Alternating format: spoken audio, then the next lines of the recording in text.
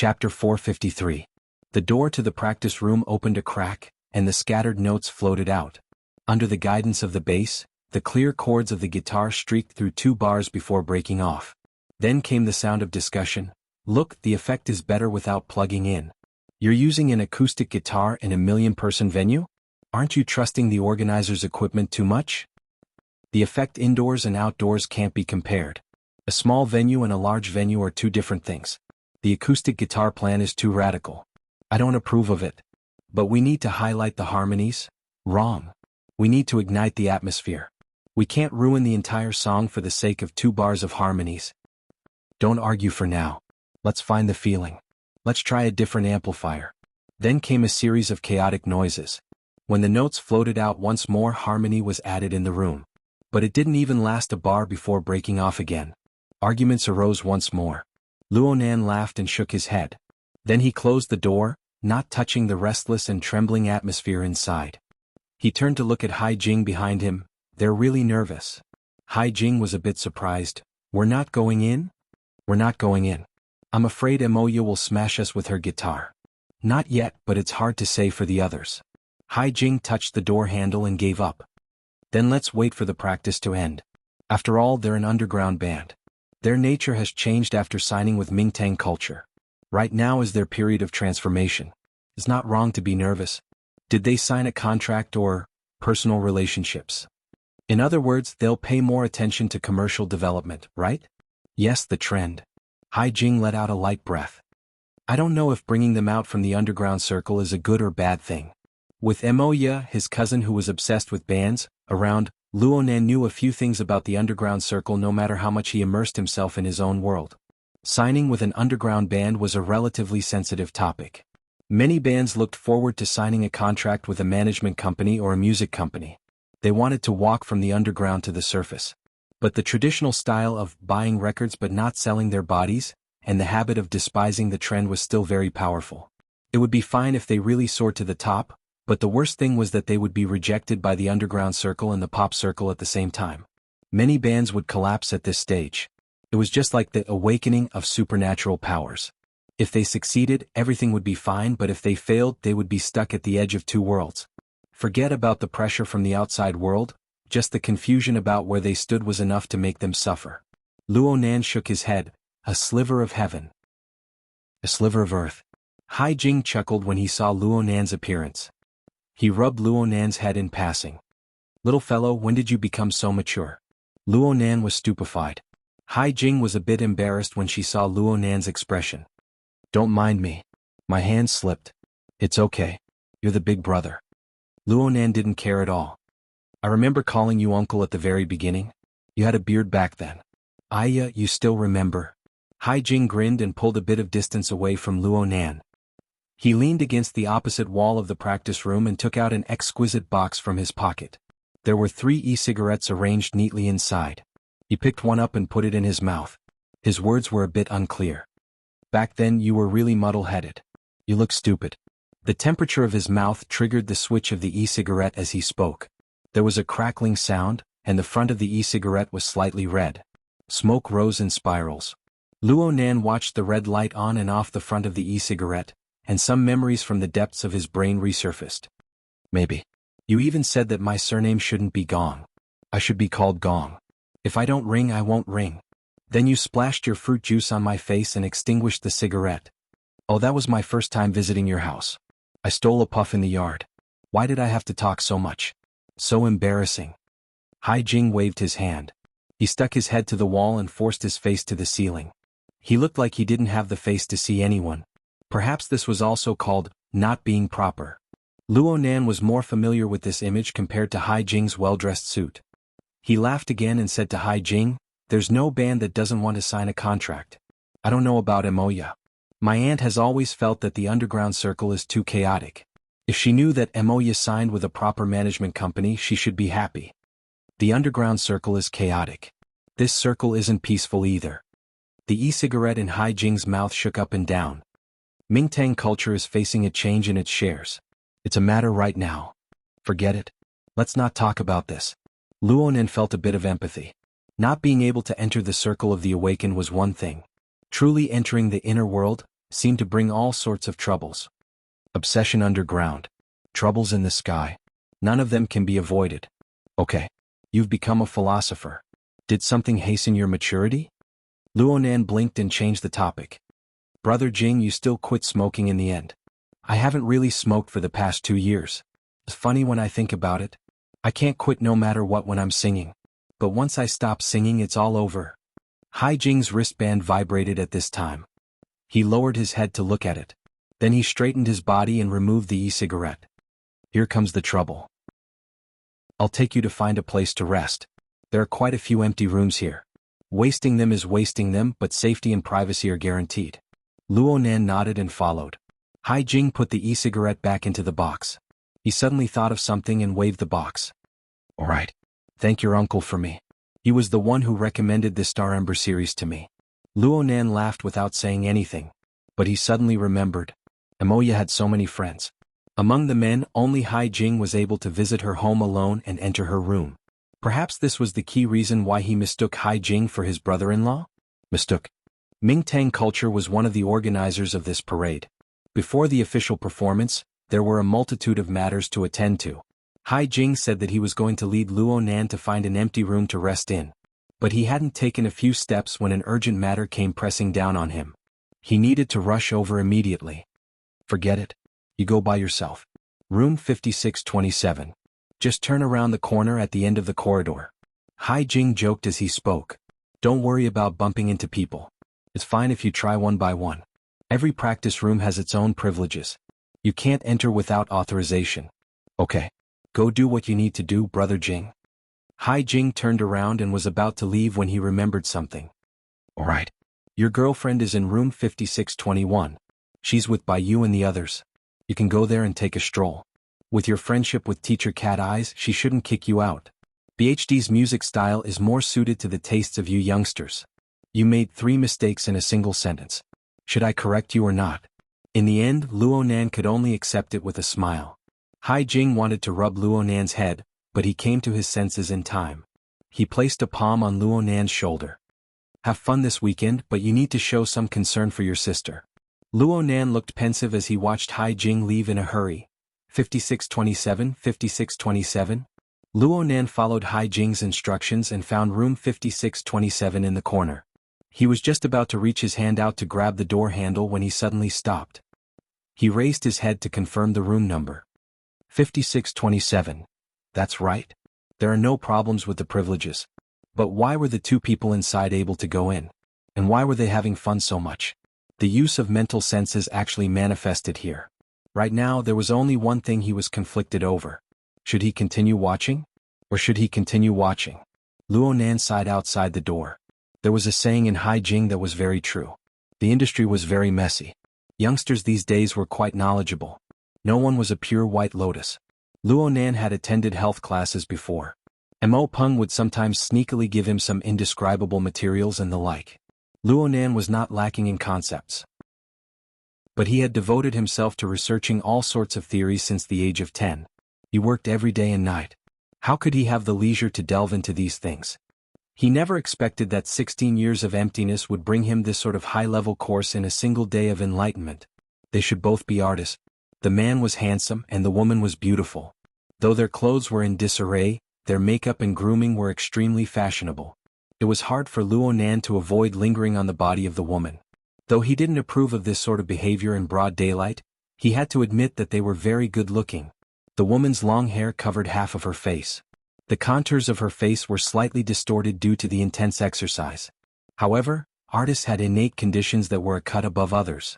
They also had strict body management as well as the polishing of temperament and style. When they were released in the dark room, they really did have a charm that stirred people's hearts. Stop. What in the world am I thinking? Luonan didn't know how long he stood at the door in a daze. Of course he didn't enter in the end.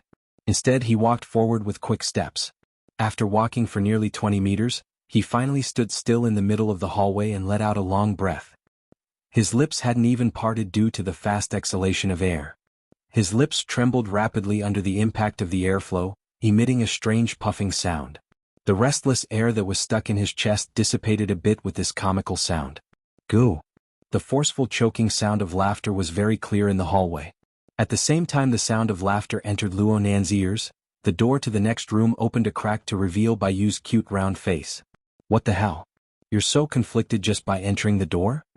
Luo Nan raised his head to look at the room number 5621. This was BHD's practice room. What a coincidence. He turned his head to glance back. He had walked nearly 20 meters and was only 2 doors away from room 5627. After all, the practice rooms were very large. Bayu must have just gone through a round of practice. A thin layer of sweat covered her forehead, sticking to her hair. Her face was flushed red as well. Did you see your sister? You came here to visit me? That's right, your girlfriend is in there. Don't you know if she's my girlfriend or not? Luo Nan only realized the ambiguity when he said it. He laughed bitterly.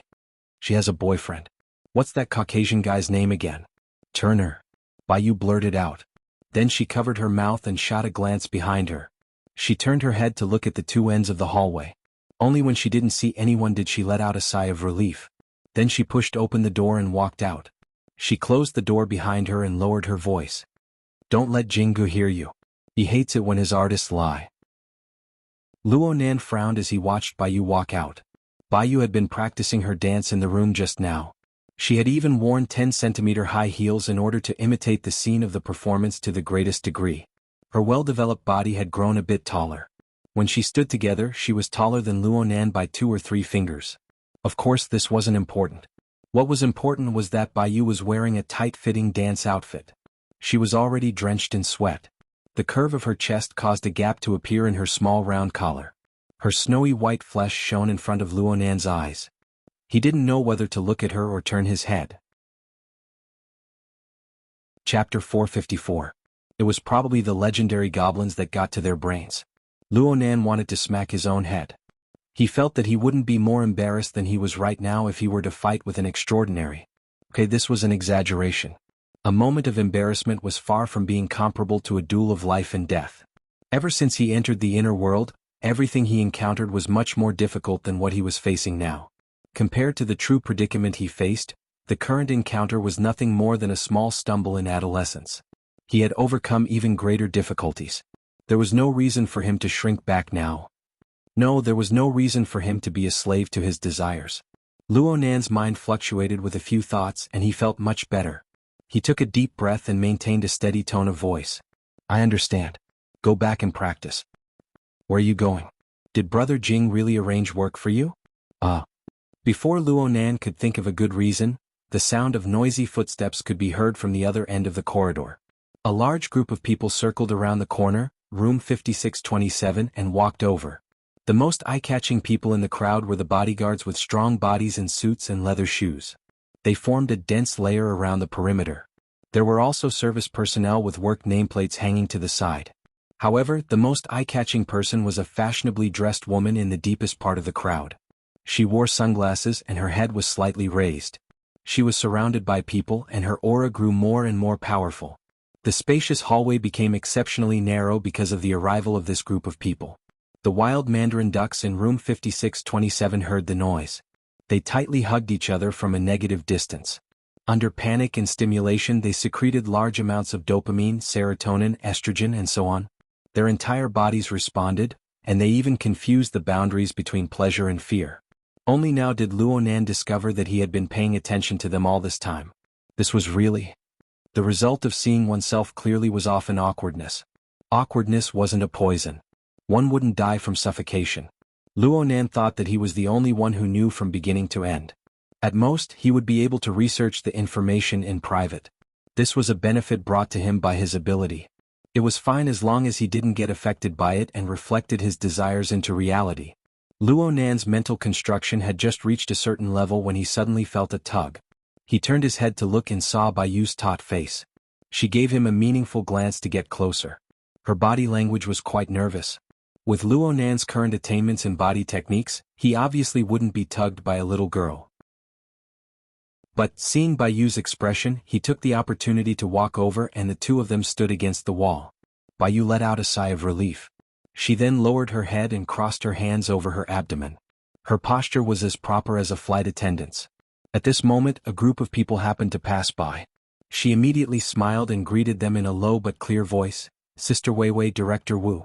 Even with Luonan's eyesight, he wasn't able to see whether or not the powerful woman responded. Instead, a middle-aged man in his 50s spoke to Luonan's side, "Don't loiter around outside. If you need to practice, go practice." The dense mass of people walked past. They made a right turn at the end of the corridor, breaking away from Luonan and Bayu's line of sight. However, Luonan's mental senses remained clairvoyant from beginning to end. At the corner was a semi-sealed passageway.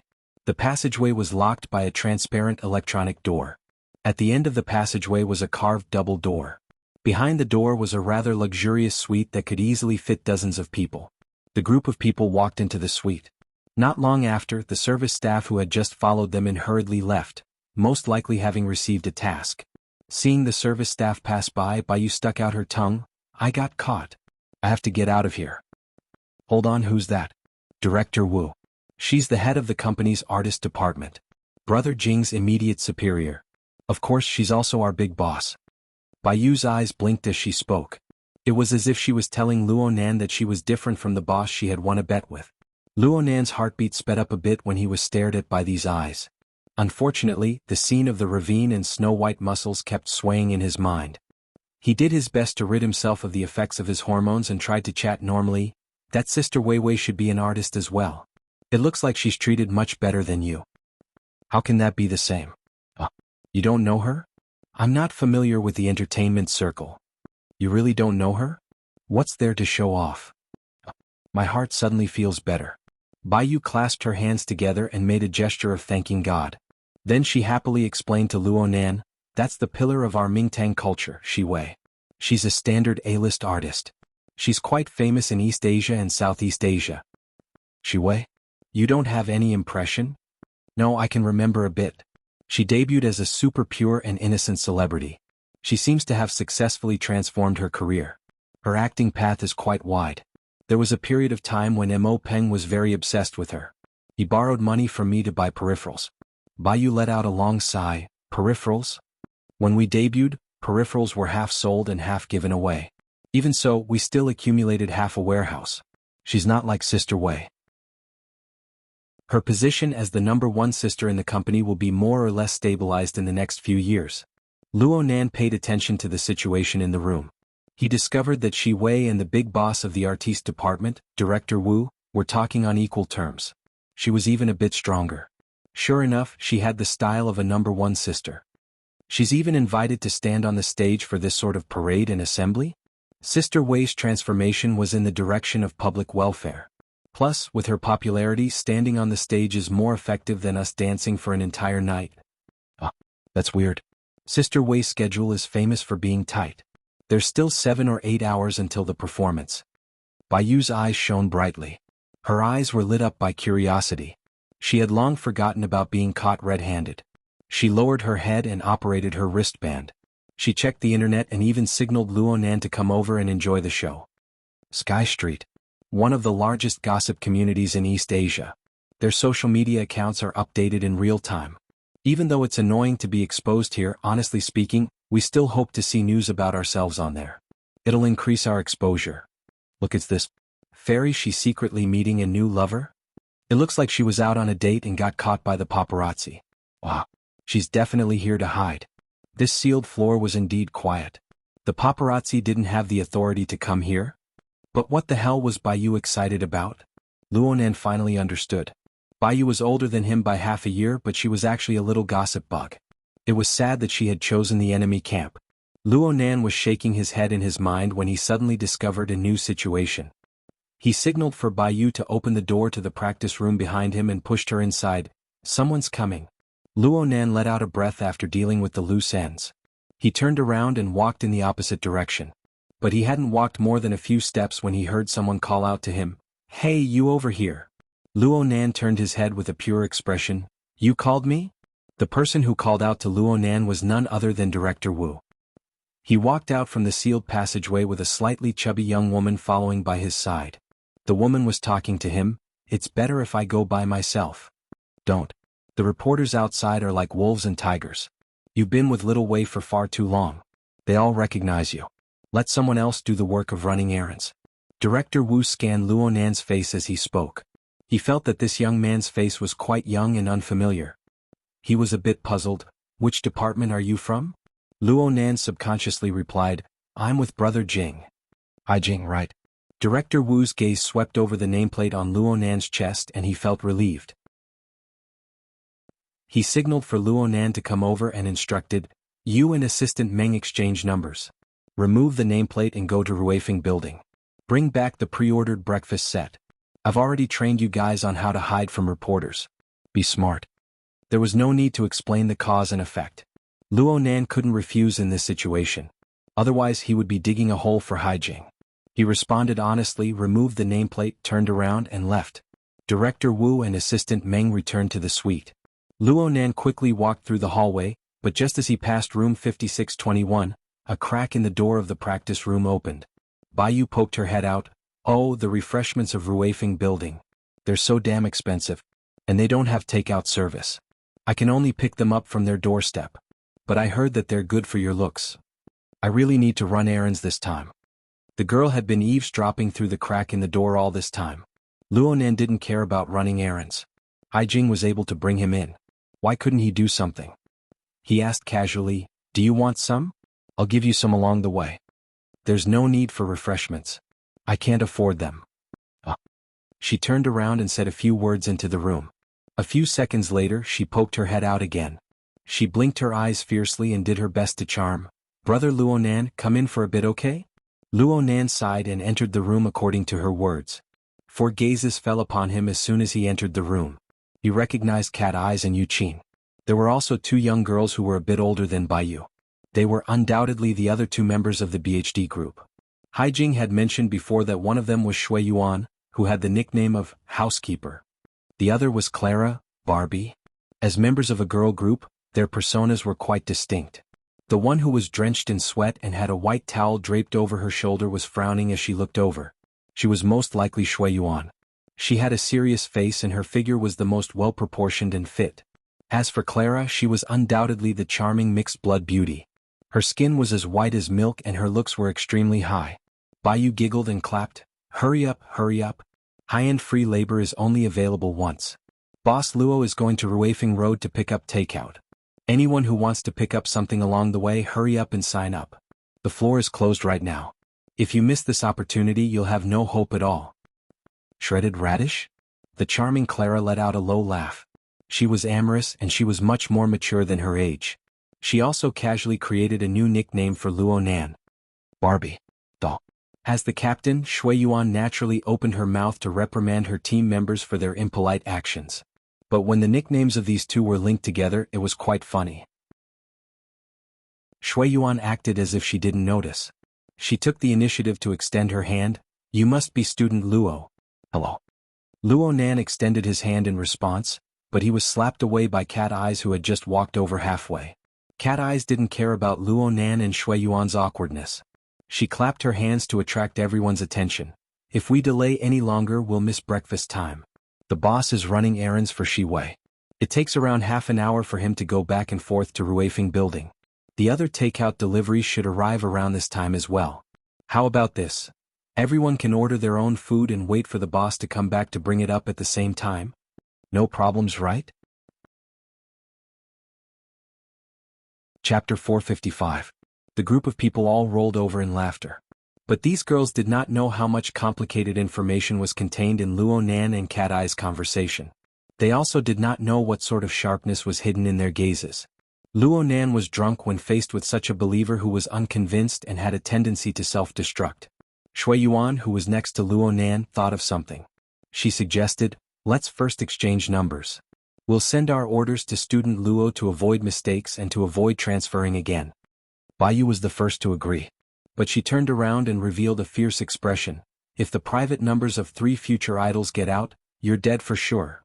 Unfortunately, no matter how much she twisted her face, her adorable round face could only show cuteness. Luo Nan shrugged and extended his hand to exchange numbers with them. He also gained the friendship of the BHD girl group. He waved his hand, turned around and walked out. You guys hurry up and order your food. Also, please pay attention to the type of food. Fast food and pastries are the best. I don't want to have to wait downstairs for a dozen or 20 minutes after coming back. Baiyu let out an ah, and expressed with extreme innocence, we're all obese. What about body management? Shui Yuan stared at her. Body management has already collapsed the moment you suggested it. But Captain, you didn't refute it. I'll take you guys to strengthen your training for 2 hours. Hypocrite. Pervert. Luo Nan had already opened the door to leave the BHD group's internal strife. At this time, the silent Yuqin walked up to him and whispered into his ear, Mr. Luo, let me go with you. No need, no need. Cat Eyes giggled as she hugged Yuqin's shoulder. She kissed her and firmly pressed her down. Right now he's burning hot. His head has a fever. It'll be better for him to go out by himself. You're the one with a fever. Luo Nan retorted. But when he saw Cat Eye's expression, he understood that something good had happened next door. It was impossible to hide it from her. In fact, Cat Eyes might have even seen his relatively straightforward reaction earlier on. Was it awkward? Of course it was. But his special relationship with Cat Eyes had more or less dispelled a portion of it. He just glared at her and opened the door. Cat Eyes suddenly said, I won't order a meal for you. You can just go to Auspicious Abundance Restaurant and receive a flowing stone set. Simple and quick. Thank you, boss. As she spoke, Cat Eyes gave him a salute. Luo Nan turned his head, speechless for a time. He didn't know the market price of Ruifeng Restaurant, but from the look of fear on Baiyu's face, he could tell how powerful the flowing stone was. Fortunately, he had just earned a large sum of money last night, so he had some confidence. In the end, he just waved his hand and walked out of the door. The elevator required them to pass by room 5627. Luo Nan noticed that the wild mandarin ducks were still inside. They were already neatly dressed and they stuck to the door with one in front and one in back. They used the visual system of the door to observe the situation outside. They were at a loss as to whether or not to open the door. Luo Nan's sudden passing caused the male artist to jump in fright. He blurted out a curse. You're asking for a beating. Luo Nan raised his eyebrows. He didn't stop and just walked straight past. The male artist finally confirmed that there was no one outside the door. Just as he opened the door a crack, there was a loud thud and the door shook. He went, ah, and fell back, bumping into his completely defenseless bedmate behind him. The female artist screamed and fell back. Fortunately, she reacted in time and held onto the male artist so she didn't fall down. However, the collar of the male artist's shirt made the female artist choke. Luo Nan used his interference power to vent his anger, then he took the elevator downstairs. The female artist screamed and fell back. Hai Jing discovered that Luo Nan had gone out from the nameplate information system and asked. The boss was embarrassed when he found out about the situation. He wanted to send someone to take his place, but Luo Nan refused. Luo Nan didn't care about running errands. Peony's so-called perfect plan wasn't feasible and he was already idle. It wasn't bad to have something to do. Also, since Ruifeng Restaurant's refreshments were famous, there was no harm in giving some to Emoya and the others. Wasn't this supposed to be a visit? Luo Nan soon exited the office building. According to the display of the electronic map, he needed to cross the plaza to the opposite block. Crossing the plaza, which could hold several 100,000 people, was not a matter of a few steps. Due to the demonstration, some public transportation was restricted. He had to either ride a bicycle or rely on his 2 legs. In short, it was physically exhausting work. Bicycle, leg, single leg, car. Forget it. Let's just ride a bicycle. Luo Nan turned off the electronic map. Before this, he had already locked onto the location of the legendary Ruifeng restaurant through his mental senses. Right now, he wasn't afraid of walking the wrong way even if he closed his eyes. Luo Nan rode his bicycle across the plaza. Right now, the municipal plaza could be considered to be a sea of people.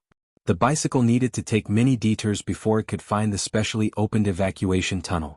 The bicycle could travel relatively smoothly.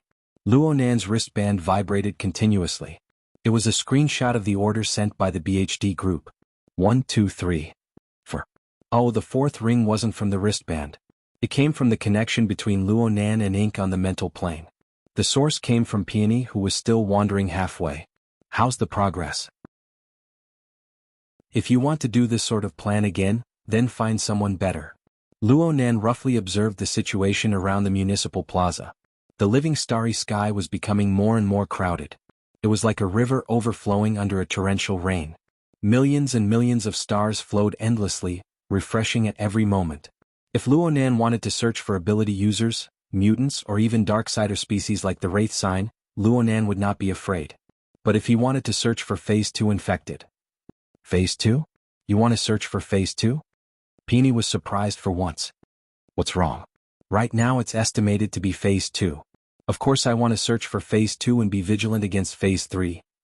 Peony interrupted his words. Mr. Partner, you have obsessive-compulsive disorder, right? Cough. That's because I lack common sense. Right now in the world, there are no methods outside of the laboratory that can effectively determine the existence of Phase 2 infected. Especially in this sort of environment. I believe this is the most basic of common sense. You're not going to search for Phase 2? Of course.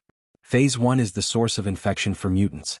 Phase 3 is the target for primary mutants. These are the targets of search that have actual meaning.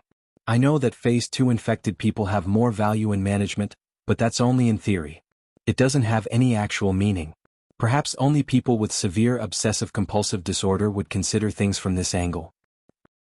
Luo Nan was certain that if Peony stood in front of him, he would accelerate at full speed and crash into her. Several seconds later, Peony sent him a low chuckle. Mr. Partner, are you angry? Luo Nan ignored her. I'm sorry. Maybe I haven't completely sobered up, or maybe I'm on my period. I don't really pay attention to what I say. You should already be in the plaza right now. Do you want to meet up with me? I've always been quite curious about a partner like you. Luo Nan's eyebrows jumped. He instinctively looked all around, believing that Peony had discovered him. He only reacted half a second later. She was still walking leisurely on the road right now, and Ink was her best informant. But on the other hand, Luo Nan had displayed a degree of familiarity with the current situation of the plaza because Ink was together with her. This made Peony make a judgment that matched the facts. Did he give himself away? Luo Nan hesitated for a moment. He wasn't interested in maintaining a sense of mystery, but Her Majesty Empress Wu must have had her reasons for arranging this pattern. There was no need to complicate matters. So he refused. He put on a little act in passing. Compared to my eyes, your plan is more meaningful. Fine. In any case, someone is treating me to lunch. Even though I might not go. Then we'll contact each other again in the afternoon. We'll work overtime together at night to search for the targets of Phase 1 and Phase 3. Peony intentionally emphasized these two words. Luo Nan's lips twitched. Okay. If you discover anything during this time, you can notify me. I'm always online. There was nothing else to do after this. Luo Nan rode his bicycle and locked onto Ruifeng Building. He left in a hurry and returned in a hurry. When he really rode over, he knew that this journey would not be easy. Time was very tight. Fortunately, Luo Nan had been cultivating non-stop recently. Coupled with the feedback from his soul strength under the coupling relationship, his physical strength surpassed the limits of an ordinary person. He was able to smoothly make a round trip within 20 minutes. Luo Nan returned to the office building. The takeout ordered by the BHD group had arrived one after another. The last delivery boy arrived around the same time as Luo Nan. Luo Nan was near the service desk. He checked the orders one by one to confirm that everything was complete. Then he encountered a new problem. As a temporary delivery boy, Luo Nan was running 5 or 6 orders at the same time, but he only had one pair of hands. The amount of food for so many people and the reality of the separate packaging made it impossible for Luo Nan to use conventional methods to move this pile of things up in one go. Luo Nan looked at the pile of beautifully packaged food boxes on the ground, and he was puzzled despite much thought. It didn't make sense. No matter how gluttonous a group of girls were, they shouldn't have gone to this extent. Did they still need to manage their bodies? Luo Nan checked the order information they sent over once more, but he didn't discover any problems. Oh, wait a moment. There was another message besides the order. The sender of the message was Clara. Luo Nan gave a cursory glance and laughed bitterly. The sound of lithe footsteps drew near at this time. A woman's voice whispered, "Mr. Luo, let me help." Luo Nan turned his head and saw Yu Qin greeting him 3 steps away from him. Their gazes met and Yu Qin bowed slightly. She wore a moon-white long sweater that reached her knees. She paired it with a polka-dot blouse and a high-waisted skirt. She walked with a light and familiar style. It was fortunate that her temperament was able to hold it up. In the end, she still came downstairs to greet him. This sort of attitude concealed her natural intelligence and sharpness. She concealed it over and over again. She was extremely cautious and conservative. Luo Nan knew what Yu Qin was thinking, and Yu Qin had a corresponding awareness. Perhaps it was a bit difficult for her to grasp the right amount of heat, so she simply did things a bit more extreme. What she sought was a state of, "No one will blame you for being too polite." Such a smart and calm young girl had really been implicated by her stupid older brother. But then again Luonan couldn't figure it out. Could it be that in the eyes of others he really was a big boss who would seek revenge for the smallest grievance, a big boss who would annihilate an entire family? Luonan sighed. It's good that you came. Help keep an eye out for a bit. I'll go find a luggage cart or something. Only now did Yuqin truly count the number of food boxes stacked under Luonan's feet. She was a bit shocked. This many? It seems like Clara ordered lunch for the seniors in the same building. Chapter 456. Yuqin and Clara's friendship had not yet reached the stage of judging behind her back, so she only smiled. As it turned out, the possibility of finding a luggage cart in the lobby of an office building was almost zero. In the end, the two of them still had to use the simplest method of manual labor to move the food boxes into the elevator. Let's move one batch first. Later you guard the elevator. I'll move the rest over. All right. By the way, call them, especially Clara. Just wait outside the elevator. It's a waste not to use the labor. Once we arrive at the station we'll split them up. Yuqin obeyed obediently and really called the other side. Then the two of them picked up the big and small food boxes and walked inside. Since it was a private elevator, not many people used it. They didn't see anyone else on the way. It was also at this moment that Yuqin finally broke the veil. Mr. Luo, I'm very sorry. Luonan gazed at the long corridor in front of him. He was a bit helpless. I don't care about that matter. I know. Yuqin lowered her eyes and smiled faintly, her meaning subtle. I can see that. However, I said, sorry, because if I didn't do something unnecessary to confirm it from you, I wouldn't be able to feel at ease. That's why I pestered you so much today. Please forgive me. Only then did Luonan shoot her a glance. He nodded and said, it's fine. Before Yuqin could say anything else, the elevator in front of them opened and a middle-aged man hurried out. He was dressed in formal attire, and the style was quite similar to that of Hai Jing. He took off the nameplate on his chest as he walked. Luonan's eyes were sharp. He saw that it was the pass to Mingtang Culture's floor. As they walked past each other, the man glanced at him. His wristband rang at that moment. He quickly answered the call and answered, Yes, I'm Xiao Xia. It's on the first floor of the Tonghui building. Just come over, I'll wait outside. No problem, there's absolutely no problem with the authority.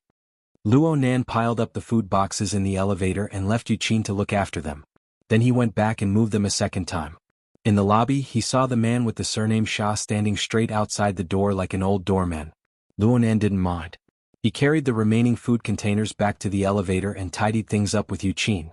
They both swiped their nameplates and prepared to go up. A second later, the elevator doors opened again. He could vaguely hear the man surnamed Xia panting outside.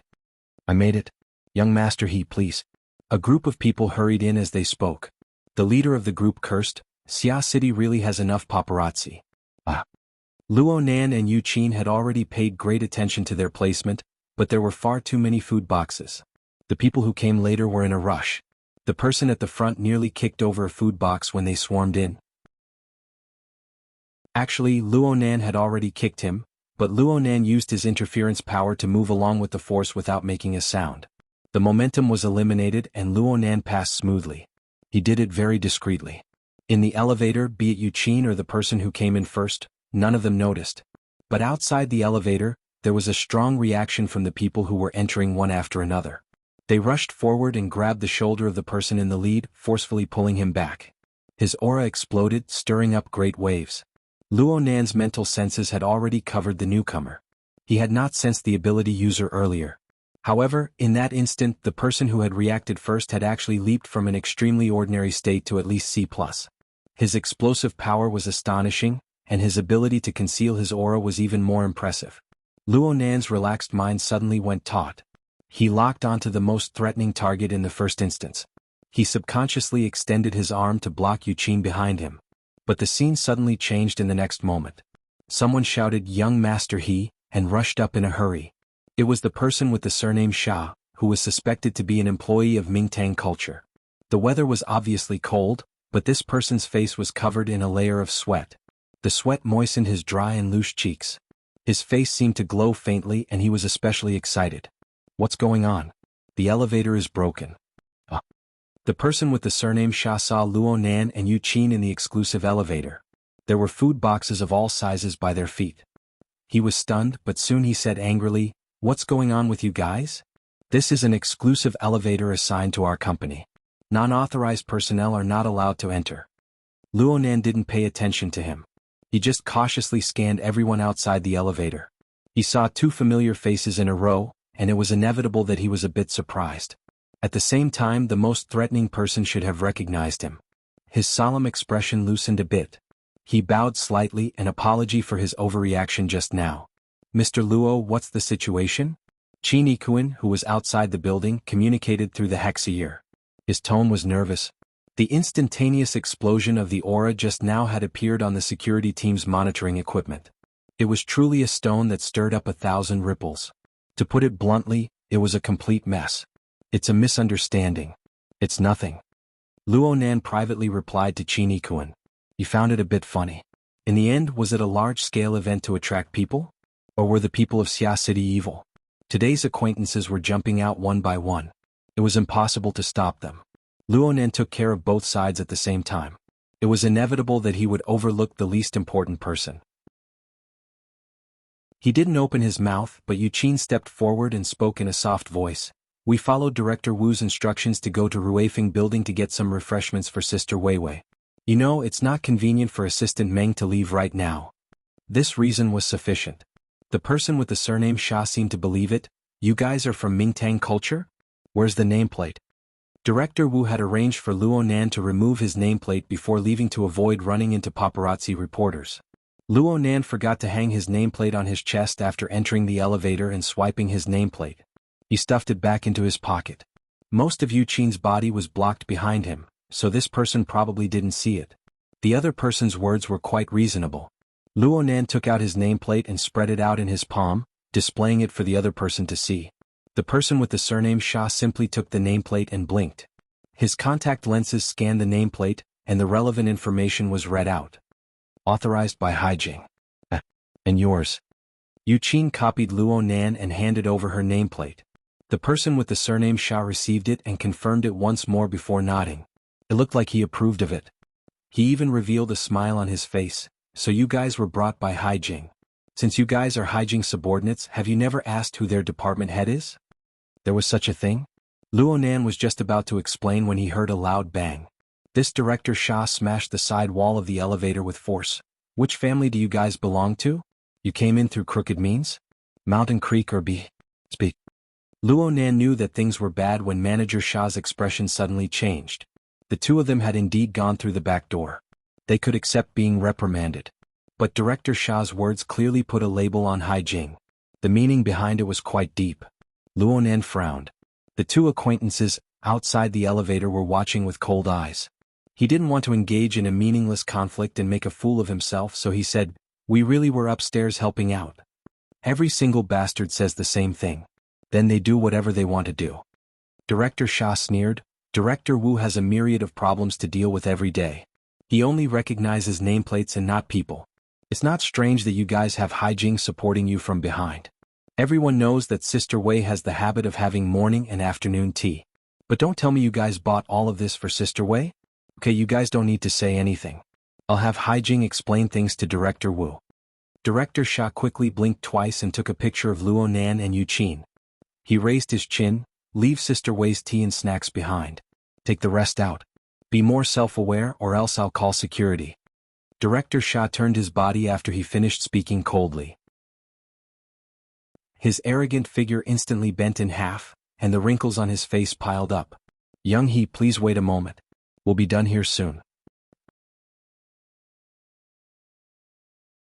Chapter 457. No matter what, Yuqin was born into a wealthy family.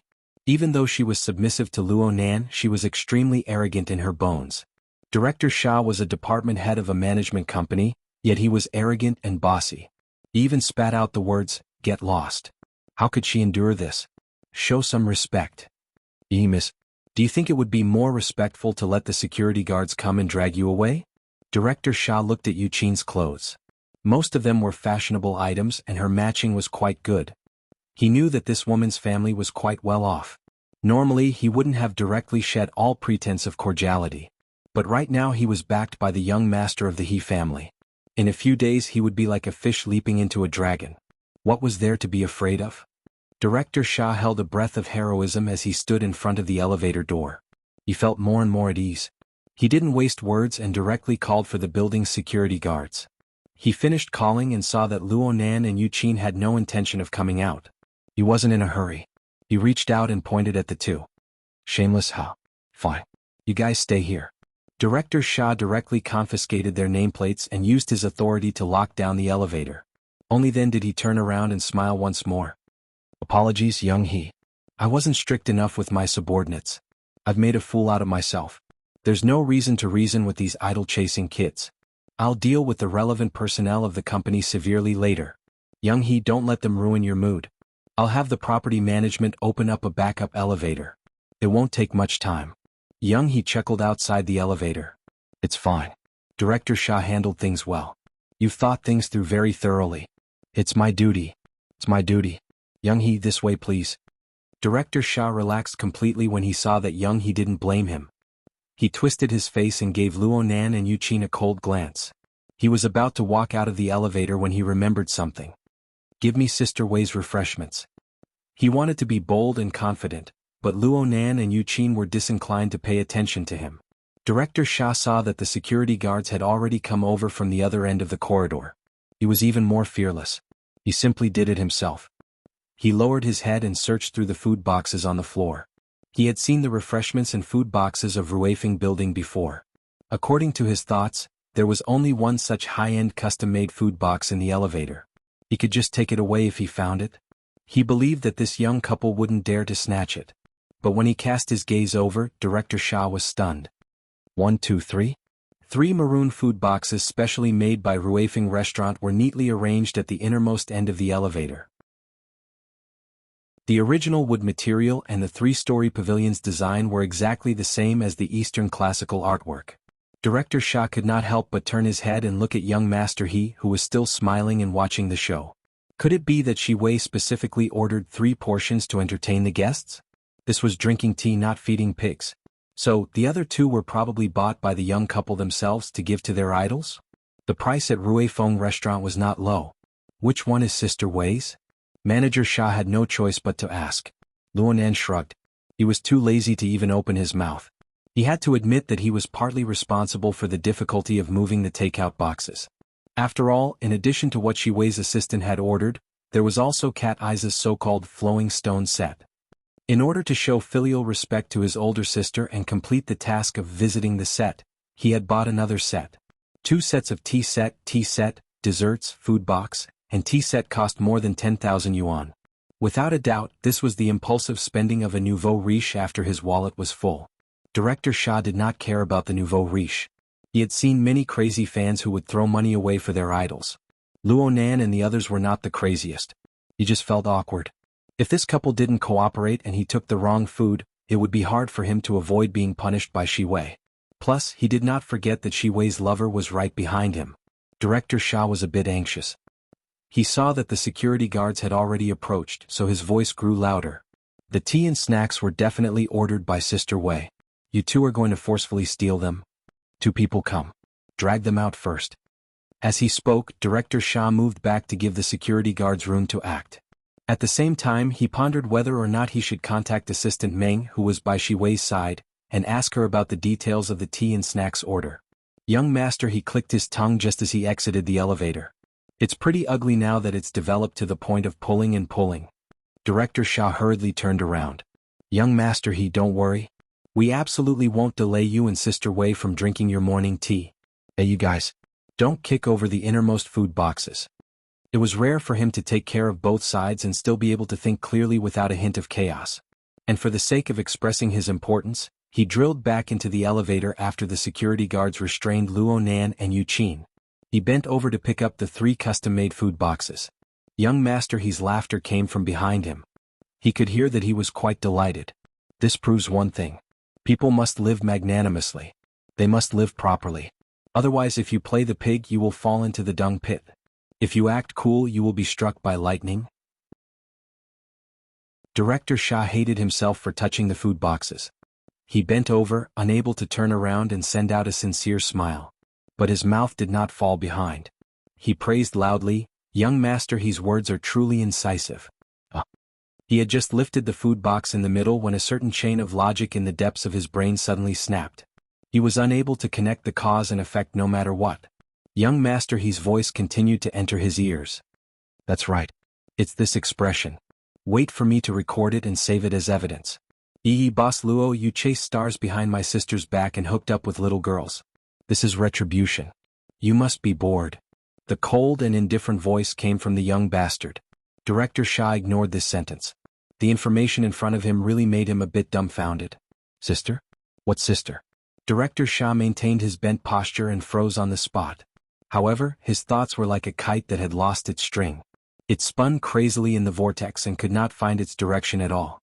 In this chaotic state, Director Sha vaguely knew that the security guard he had called had retreated. Young Master He, his bodyguards and followers, who had exited the elevator earlier, had rushed in again. Due to the existence of the food box, the place to step was relatively tight. People were squeezed and people were pushed against each other. Director Sha bent over, so the area he occupied was a little large. Someone knocked on his spine twice.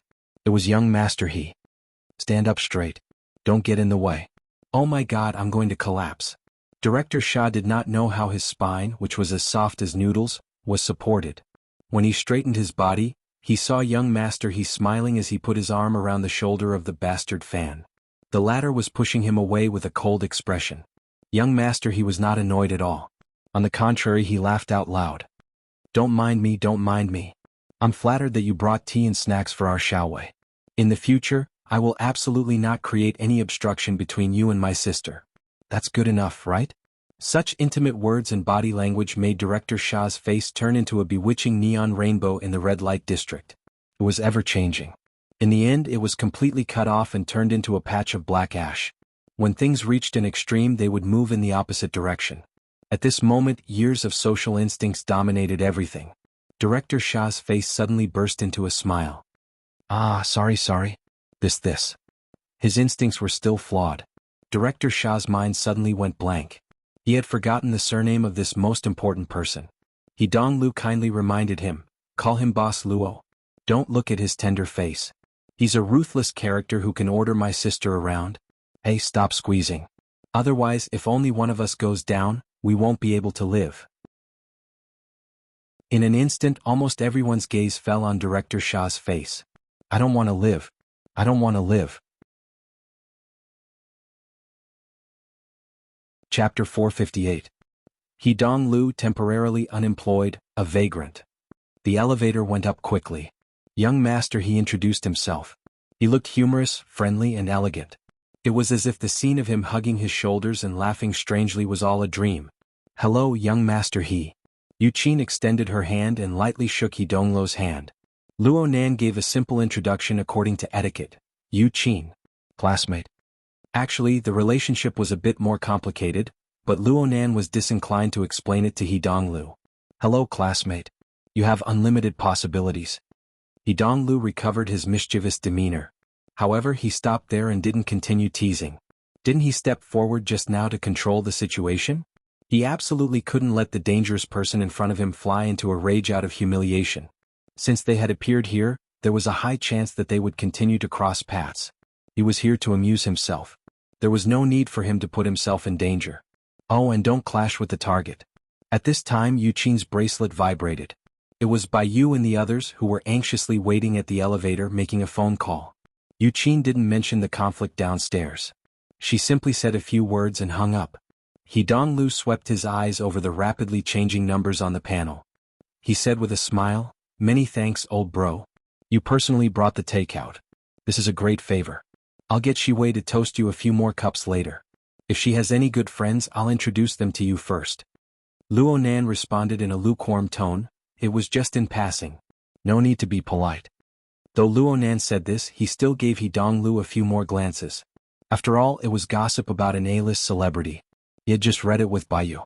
Even if Shiwei was an A-lister, she would not have the guts to cheat in front of young Master Kong Tianhe. This was probably the legendary, changing the scene. The atmosphere in the elevator became a lot more natural. Donglu pointed at the food boxes on the floor and said with a smile, then old bro, who are you visiting? Look at this amount, TSK. Isn't this too much of a philanthropist? I, your brother, am willing to admit defeat. Luonan didn't beat around the bush. My cousin's band is performing tonight. There are also a few new friends I've made. Yidonglu was very surprised. Ah, then I really have to support you. Her band is Shanxi. She just signed a contract with Ming Tang. She's not that famous. Yidonglu's brows jumped. Just signed? At this time? Luonan's gaze was focused. Is there something wrong? Brother, it seems like your sensitivity is not high enough. Don't you know which company owns Ming Tang Culture? Yidonglu didn't intentionally leave him hanging. He quickly answered his own question. The Ancient Castle Financial Group, the Blood Flame Order. He purposely lowered his voice when he said the last word, creating a perfect atmosphere. Ding dong. The elevator reached the 56th floor. The atmosphere lightened a bit, but Yidonglu was able to see Luonan's tightly furrowed brows as he wished. He spread his hands. So you understand. Speaking of which box is she weighs? I'll just bring it over. The middle. Luonan responded subconsciously. Ah, thanks a lot. Speaking of which, Yidonglu was quite ostentatious. Apart from the old driver bodyguard that Wang Yao had seen in Ocean Sky Cloud City, there were still 5 or 6 attendants. Naturally, there were people taking his place at this time. The elevator door opened and Yidonglu walked out with a beaming smile. In the next moment, his eyes lit up. Hey, didn't I say that Ming Tang's resources aren't bad? You guys are that long-legged good-looking group? What's your name again? All the members of BHD were gathered outside the lift. Originally, he was waiting for his family's pastries and snacks. Who would have thought that when the elevator opened, a playboy would come out? They couldn't help but be a bit stupefied. Luckily, the housekeeper, Shui Yuan, was well trained. She counted to 3, then the 3 sisters bowed at the same time with a smile. Hello, we are BHD. Yidonglu chuckled. His playboy temperament flared up. He instinctively reached out his hand, wanting to touch the face of Clara, the most good-looking of them all. But his hand was halfway there when he felt an inexplicable chill on his back. He cursed inwardly and could only lift it up. He tidied his own hair and turned around. There are quite a few people here in Mingtang that I like. I suddenly have an idea.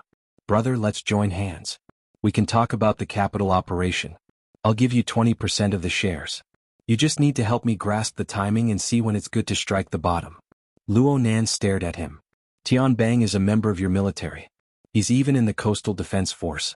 Tianbang isn't that vulgar. As for me, my position in the He family isn't that high.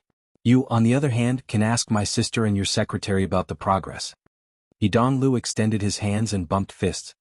Our appetites aren't that big. Even if they beat our brains out, it won't hinder us from picking up girls. Earning money. Luonan shut his mouth and didn't say anything. He didn't feel like continuing this topic. Yidonglu shrugged his shoulders and turned around very straightforwardly. Thank you again. Come back and have some tea later. At that moment he led a group of bodyguards and followers and swaggered away. Luonan stared at Luonan's back. He felt that Luonan seemed to be close to him, but Luonan's mouth was full of lies. Luonan was filled with dissatisfaction towards Luonan. This was very normal.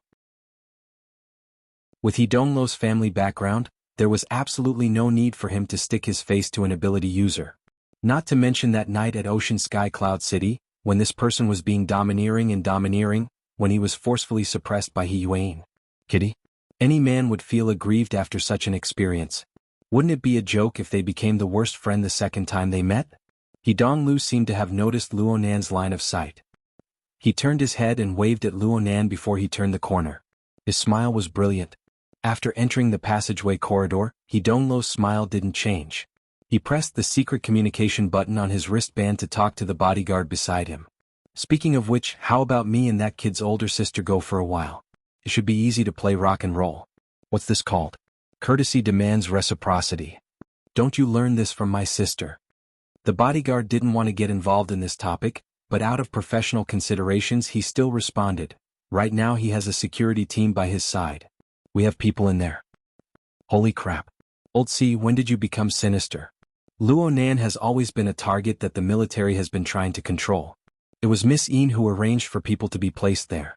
It was for protection and for precaution. Yidonglu said unhappily, I know that this fellow is very dangerous. But can't you be a bit more straightforward with your words? The bodyguard, Old C, organized his words before saying, Luo Nan in the inner world has the highest evaluation of AB+. In the military's evaluation he has an A, and in the judgment of the Xia city government he has a red, meaning that he is extremely dangerous. Hold on. He Donglu interrupted Old C's words. He was a bit annoyed. The military and the government's judgments are out? When did this happen? Why are they still being raised? Just last week. Old C explained seriously. In terms of individual combat strength, Luo Nan's performance isn't all that outstanding. There are plenty of people in this world who can suppress him. But the key problem lies in the fact that he relies on tools like the Flying Devil Ray. He is an infrasonic array that can move at will. His destructive power towards civilians and conventional troops is comparable to that of extraordinaries. In addition to his unfathomable and profound level of mental senses and his young and emotional mental state, his degree of threat within Xia City and its surrounding regions has nothing to do with distance, interpersonal relationships, or division of power. Therefore, I suggest that young master he should maintain a distance with him in front of and behind of people. Old C wanted to say distance with this last sentence, but he felt that it was ambiguous. He hesitated for a moment before changing his words.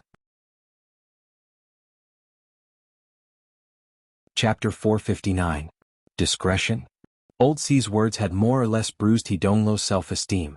He grinned. Isn't he relying on that devil ray? How about this? I'll buy it and take it home to steam and braise it. Of course, these were words spoken out of anger. However, Old C's reply gave him another blow. The Xia City branch has already purchased that Flying Devil Ray last week. It's just that it's being nurtured there. This is an important reason why the city government and the general staff have updated their judgment. Mother ****. Leaving it there is disgusting? He Donglu sucked in a breath of cold air. He knew very well that the Xia City branch was fishing in this manner. They were fishing specifically for big fish like him, who harbored evil intentions. As for purchasing it in advance, it was even more reasonable.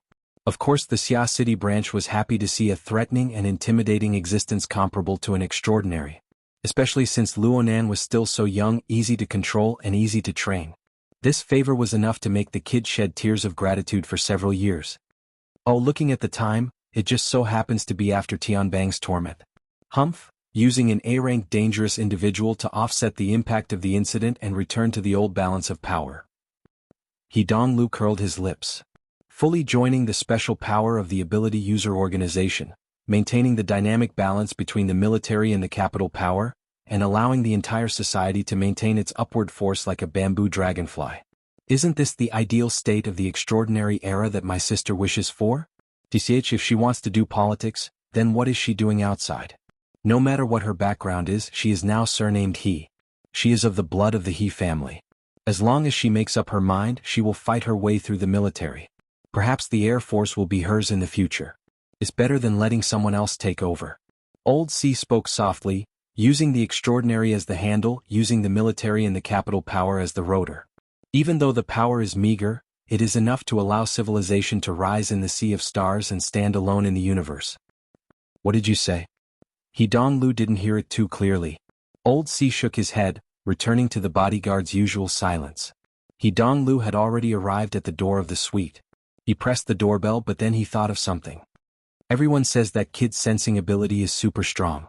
At this distance, it's most likely possible. Fuck. The door to the suite opened. He Donglu had a belly full of anger. He directly bypassed Assistant Meng and went inside. Shi Wei was bored to death in the living room.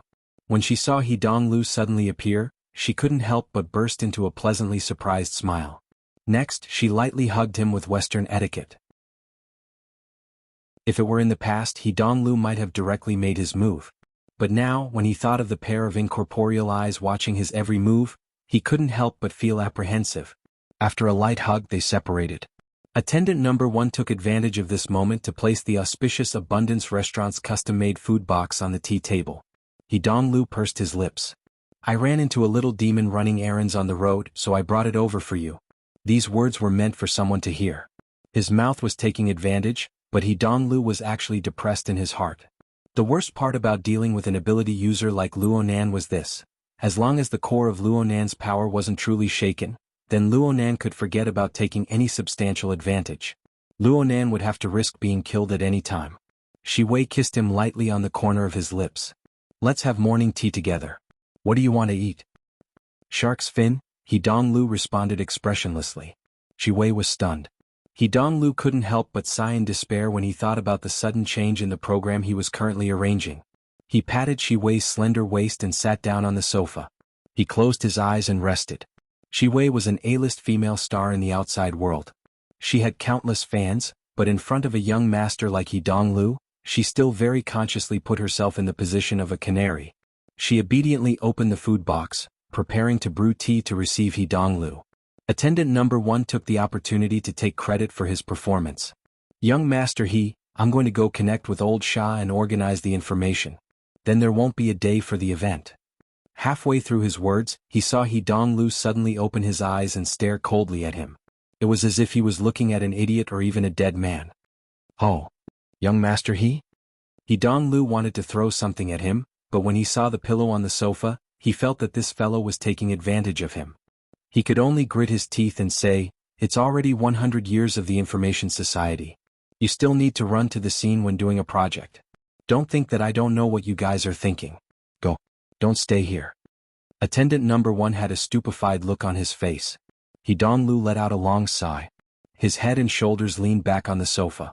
He was too lazy to speak again. This was another reason why he hated ability users. They completely exceeded the limits of a normal person's thinking. As long as they were willing, perhaps there were no secrets in this world to speak of. At this time, He Donglu looked at his attendants and felt vexed. He couldn't say anything. He could only wave his hand. "I'm going to rest. Get lost. Hurry up and get lost." The attendants were at a loss of what to do. Did he want them to do something? Or was it something else? He Donglu became more and more worried when he saw the ignorant appearances of this group of people. He was truly worried that this group of people would speak without restraint once they left the door. They would spill everything about that matter. If some unforeseen event were to happen, then he could forget about raising his head in the circle of Xia City in the future. "Old C, I'll stay at Shi Wei's place for a while. I'll give you a vacation. Bring them downstairs. Get some exercise." "Young Master He, you don't need to worry about safety. With a certain someone here, if something were to happen to me, would he still have the face to see my sister?" He Donglu had really gone all out. He had to hide that matter no matter what. He then sent a text message to Old C, teaching him how to explain things to his attendants. Just like this, aside from He Donglu, the group of people came in majestically. They left with their heads and faces covered in dirt. They were all baffled. They turned out of the passageway and just happened to bump into Luo Nan and the long-legged good-looking guy. They were carrying food containers and were just entering room 5621. Normally, the group of attendants would certainly say a few flowery words, but right now, they were in no mood at all. Don't forget that Old C was still watching silently from the side. Boss Luo, who made He Donglu look at him in a different light, was right in front of him. They were able to be He Donglu's long-term attendants. At the very least, they had the eyesight to keep their mouths shut and speak less. This was the best choice they could make. Old C nodded toward Luo Nan in greeting.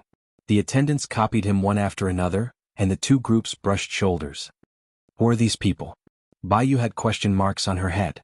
She saw them come out from the sealed passageway, and behind them was the only luxurious suite on this floor. Her eyes were filled with sparks of gossip. She turned her head and saw that Luo Nan was deep in thought.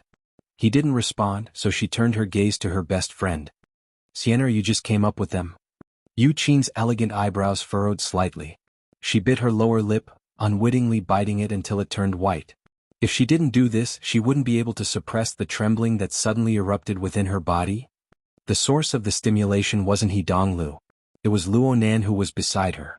Her sensitivity in this area far surpassed everyone else present.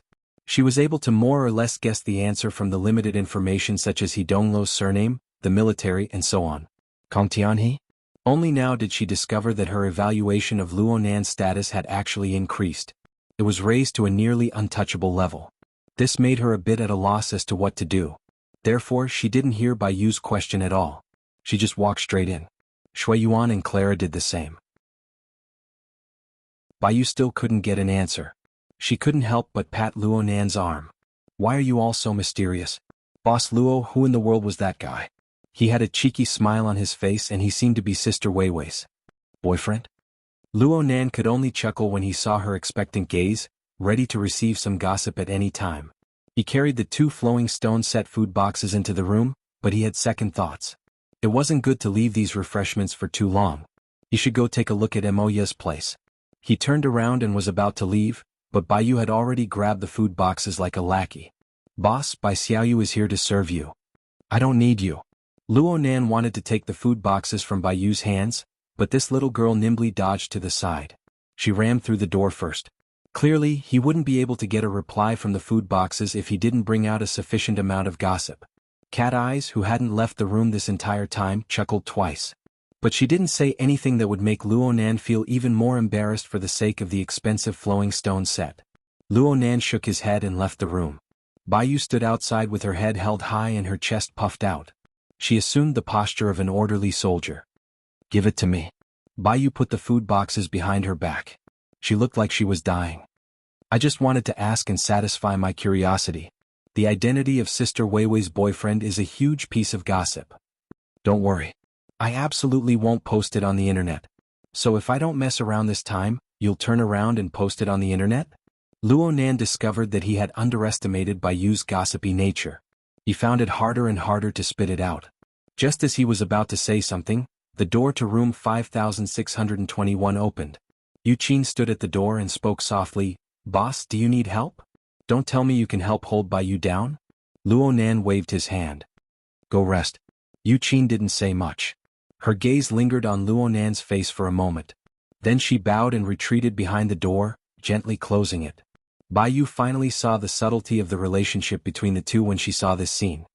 Sienna has such an arrogant temperament. Why is she so docile and obedient to you? What I mean is... Luo Nan was pondering over how to deal with this little gossip bug when he sensed something. Manager Xia, whose face could emit neon lights, had already come up in the elevator. She was headed for Shiwei, but she saw Luo Nan and Bai Yu messing around here when she turned the corner. Clearly she jumped in fright. She hid on the other side of the corner, sneakily observing. Luo Nan's thoughts spun in succession. He combined this with Hidonglo's strange behavior and couldn't help but have a few more thoughts. He looked at Bai Yu. The words that came out of his mouth had a subtle change. "It's because of her family's company." This was an unexpected answer. Bai Yu couldn't understand it at all. Luo Nan revealed the truth of the matter. "Her brother stole a woman and offended me. He's afraid that the company will go bankrupt, so..." "Are you serious?" Bai Yu seemed to be listening to a novel. Luo Nan shrugged. "In any case, Yu Jing isn't a smart person, right?" Luo Nan felt that it was very interesting to see Bai Yu's adorable expression. He suddenly had an impulse and reached out to pat her cheek. Bai Yu stood there stupidly. Her eyes swiveled a few times before she suddenly cried out, "Manager Xia." Her voice lingered in the air as she slammed into the door with the food box in hand. She was like a scurrying little rabbit. Chapter 460. Bai Yu rushed through the door and nearly bumped into Clara. What stopped them were the 2 large food boxes in front of them. Bang! Both of their arms were numb from the shock. "What are you doing?" The two spoke in unison. Clara switched the hand holding the food boxes and gently flipped her hair. "I can't let the seniors wait too long. I'm going to deliver the food." Bai Yu curled her lips. "Seniors? Which seniors are you talking about? Your popularity really makes my heart beat like a drum." "Screw you. Why did you come back? Where's Radish Silk? If you bring the flowing stone kit back, what will he use to visit?" So stupid." Bai Yu scolded herself. Her voice dropped an octave in an instant. "Butcher. Butcher is outside." Bai Yu turned her head as she spoke. She saw that there was no sound outside. Only then did she realize, oh no, that guy must have been caught. Bai Yu wanted to open the door and go outside, but she was grabbed by Shui Yuan, who rushed up from behind. Then she turned on the security visual system. Within the visual range of the system, the hallway was empty. Not a single figure could be seen. Not a single voice could be heard. Where is he? Maybe he was dragged to the security office? He's not a thief. But... yeah, that's true. Though she said this, Bai Yu thought of Luo Nan's fingers slapping his face twice. The warm touch seemed to have lingered for quite some time. Her face was a bit hot, but she couldn't help but worry. Would he really not be treated as a thief? "I'll go out and check things out." Clara adjusted her breathing and raised her morale. "Is that okay?" Shui Yuan couldn't make up her mind. She turned to look at the others. Yu Qin, who had been following Luo Nan closely, was in a daze for some reason. Teacher Cat Eyes, who had the highest status here, was drinking tea with a smile. She didn't care about anything else. Shui Yuan seemed to realize something when she saw this scene. There seems to be no problem? Clara didn't care at all. I have a valid reason. Though she said this, she still used the visual system to carefully check the situation outside. Only then did she open the door and go out. Bai Yu wanted to follow, but the image of Luonan's finger just now flashed in her mind. After hesitating for a moment, he was already a few steps behind. His courage instantly dropped. He could only stick his head out from the crack of the door and watch Kerala pass through many doors until she reached the corner of the corridor, and then stay there. After a while, Clara held the food box and bowed. Hello, Director Shah. It's over. After that, Clara, who had turned a corner, had obviously taken a big detour. She was practically sticking close to the base of the wall to escape. It was obvious that Manager Shah was still there. As for why he was staying there, the answer was very obvious. A few seconds later, Clara sent a message, "Don't come over, the butcher's smile is so scary." Bai Yu immediately replied, "Where is Boss Luo? Face the wall and reflect on your mistakes." After that, there was nothing else. Bai Yu stared blankly at the message for quite some time. In the end, her body felt weak as she leaned her head against the door. She was extremely depressed. See, my reaction just now was too extreme. Why would I run? Almost at the same time, Manager Shah wanted to cry too. Why did I overreact like that? He stuck close to the base of the wall. Otherwise, he wouldn't be able to stand steadily. The smile on his face had long stiffened, but he didn't dare to change. The child in front of him looked to be 15 or 16 years old. He wasn't as tall as him and he didn't have a fierce expression on his face. On the contrary, he looked a little wooden. Yet he felt an unreasonable amount of pressure. Even if he was up against the big boss of Mingtang culture, he wouldn't be so indecisive. It was Clara's passing by that gave him a chance to catch his breath. Finally, his brain started to work. It was obvious that Boss Luo had a good relationship with the BHD group. Was she his target? According to his many years of experience, when it came to relationships between men and women, a teenager would be confused, thirsty and possessive. Hence, they would be relatively complicated. Apart from those who matured early, most teenagers would be impulsive and wouldn't have a particularly heavy taste. But, to be involved in multiple targets at the same time, if he wasn't a veteran, who else could be? But he didn't look like one. Was he good at disguising himself? The type that liked to play around with people's feelings? But, the way he flirted with her wasn't like that at all. Manager Shah felt that he was really in a dilemma. Never in his wildest dreams would he have thought that, with his usual style of doing things, he would be so blind as to offend the son-in-law of Kong Tianhe.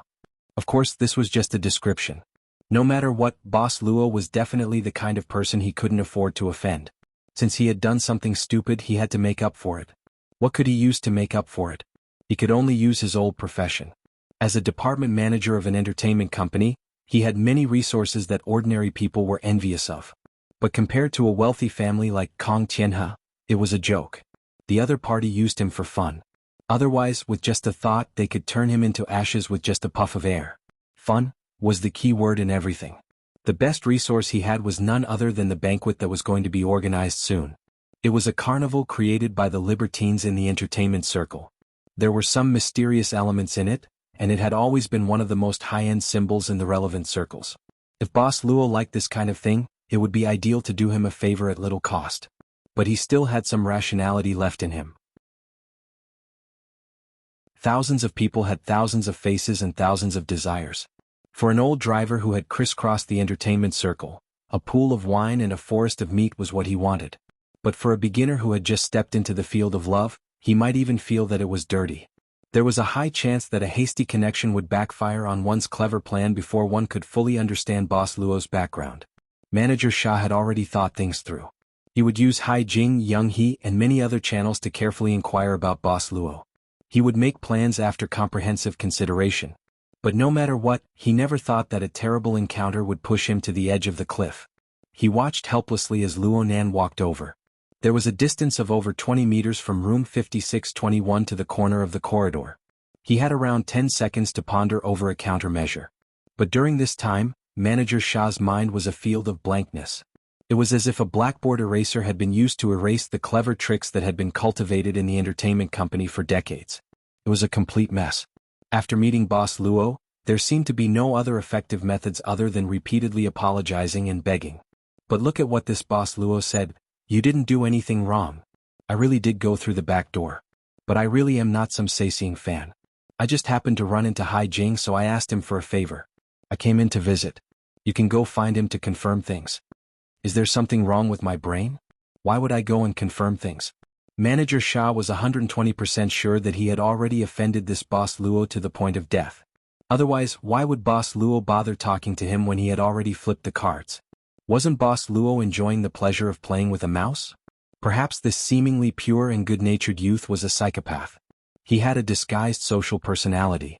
Normally, he would bring out this seemingly pure and good-natured personality to socialize with others, but in his heart, he enjoyed the pleasure of toying with the entire society. Yes. It was like this. Right now, the oxygen content in Manager Sha's brain was no longer enough to support his deeper research and judgment. Grasping onto a seemingly reasonable judgment was like grasping onto a life-saving straw. He didn't consider at all that this was an ideal result that he had pushed all the way with his only high-level resources.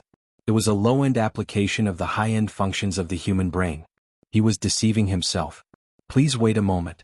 Please wait a moment. Manager Sha ignored Luo Nan's strange gaze. He operated on his wristband in a flurry.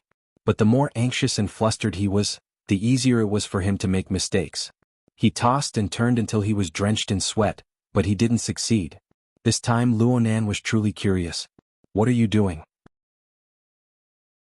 Manager Sha's operation appeared to be very complicated, and his authority requirements were extremely high. There were a few times where he even had to test his breathing, heartbeat, and so on.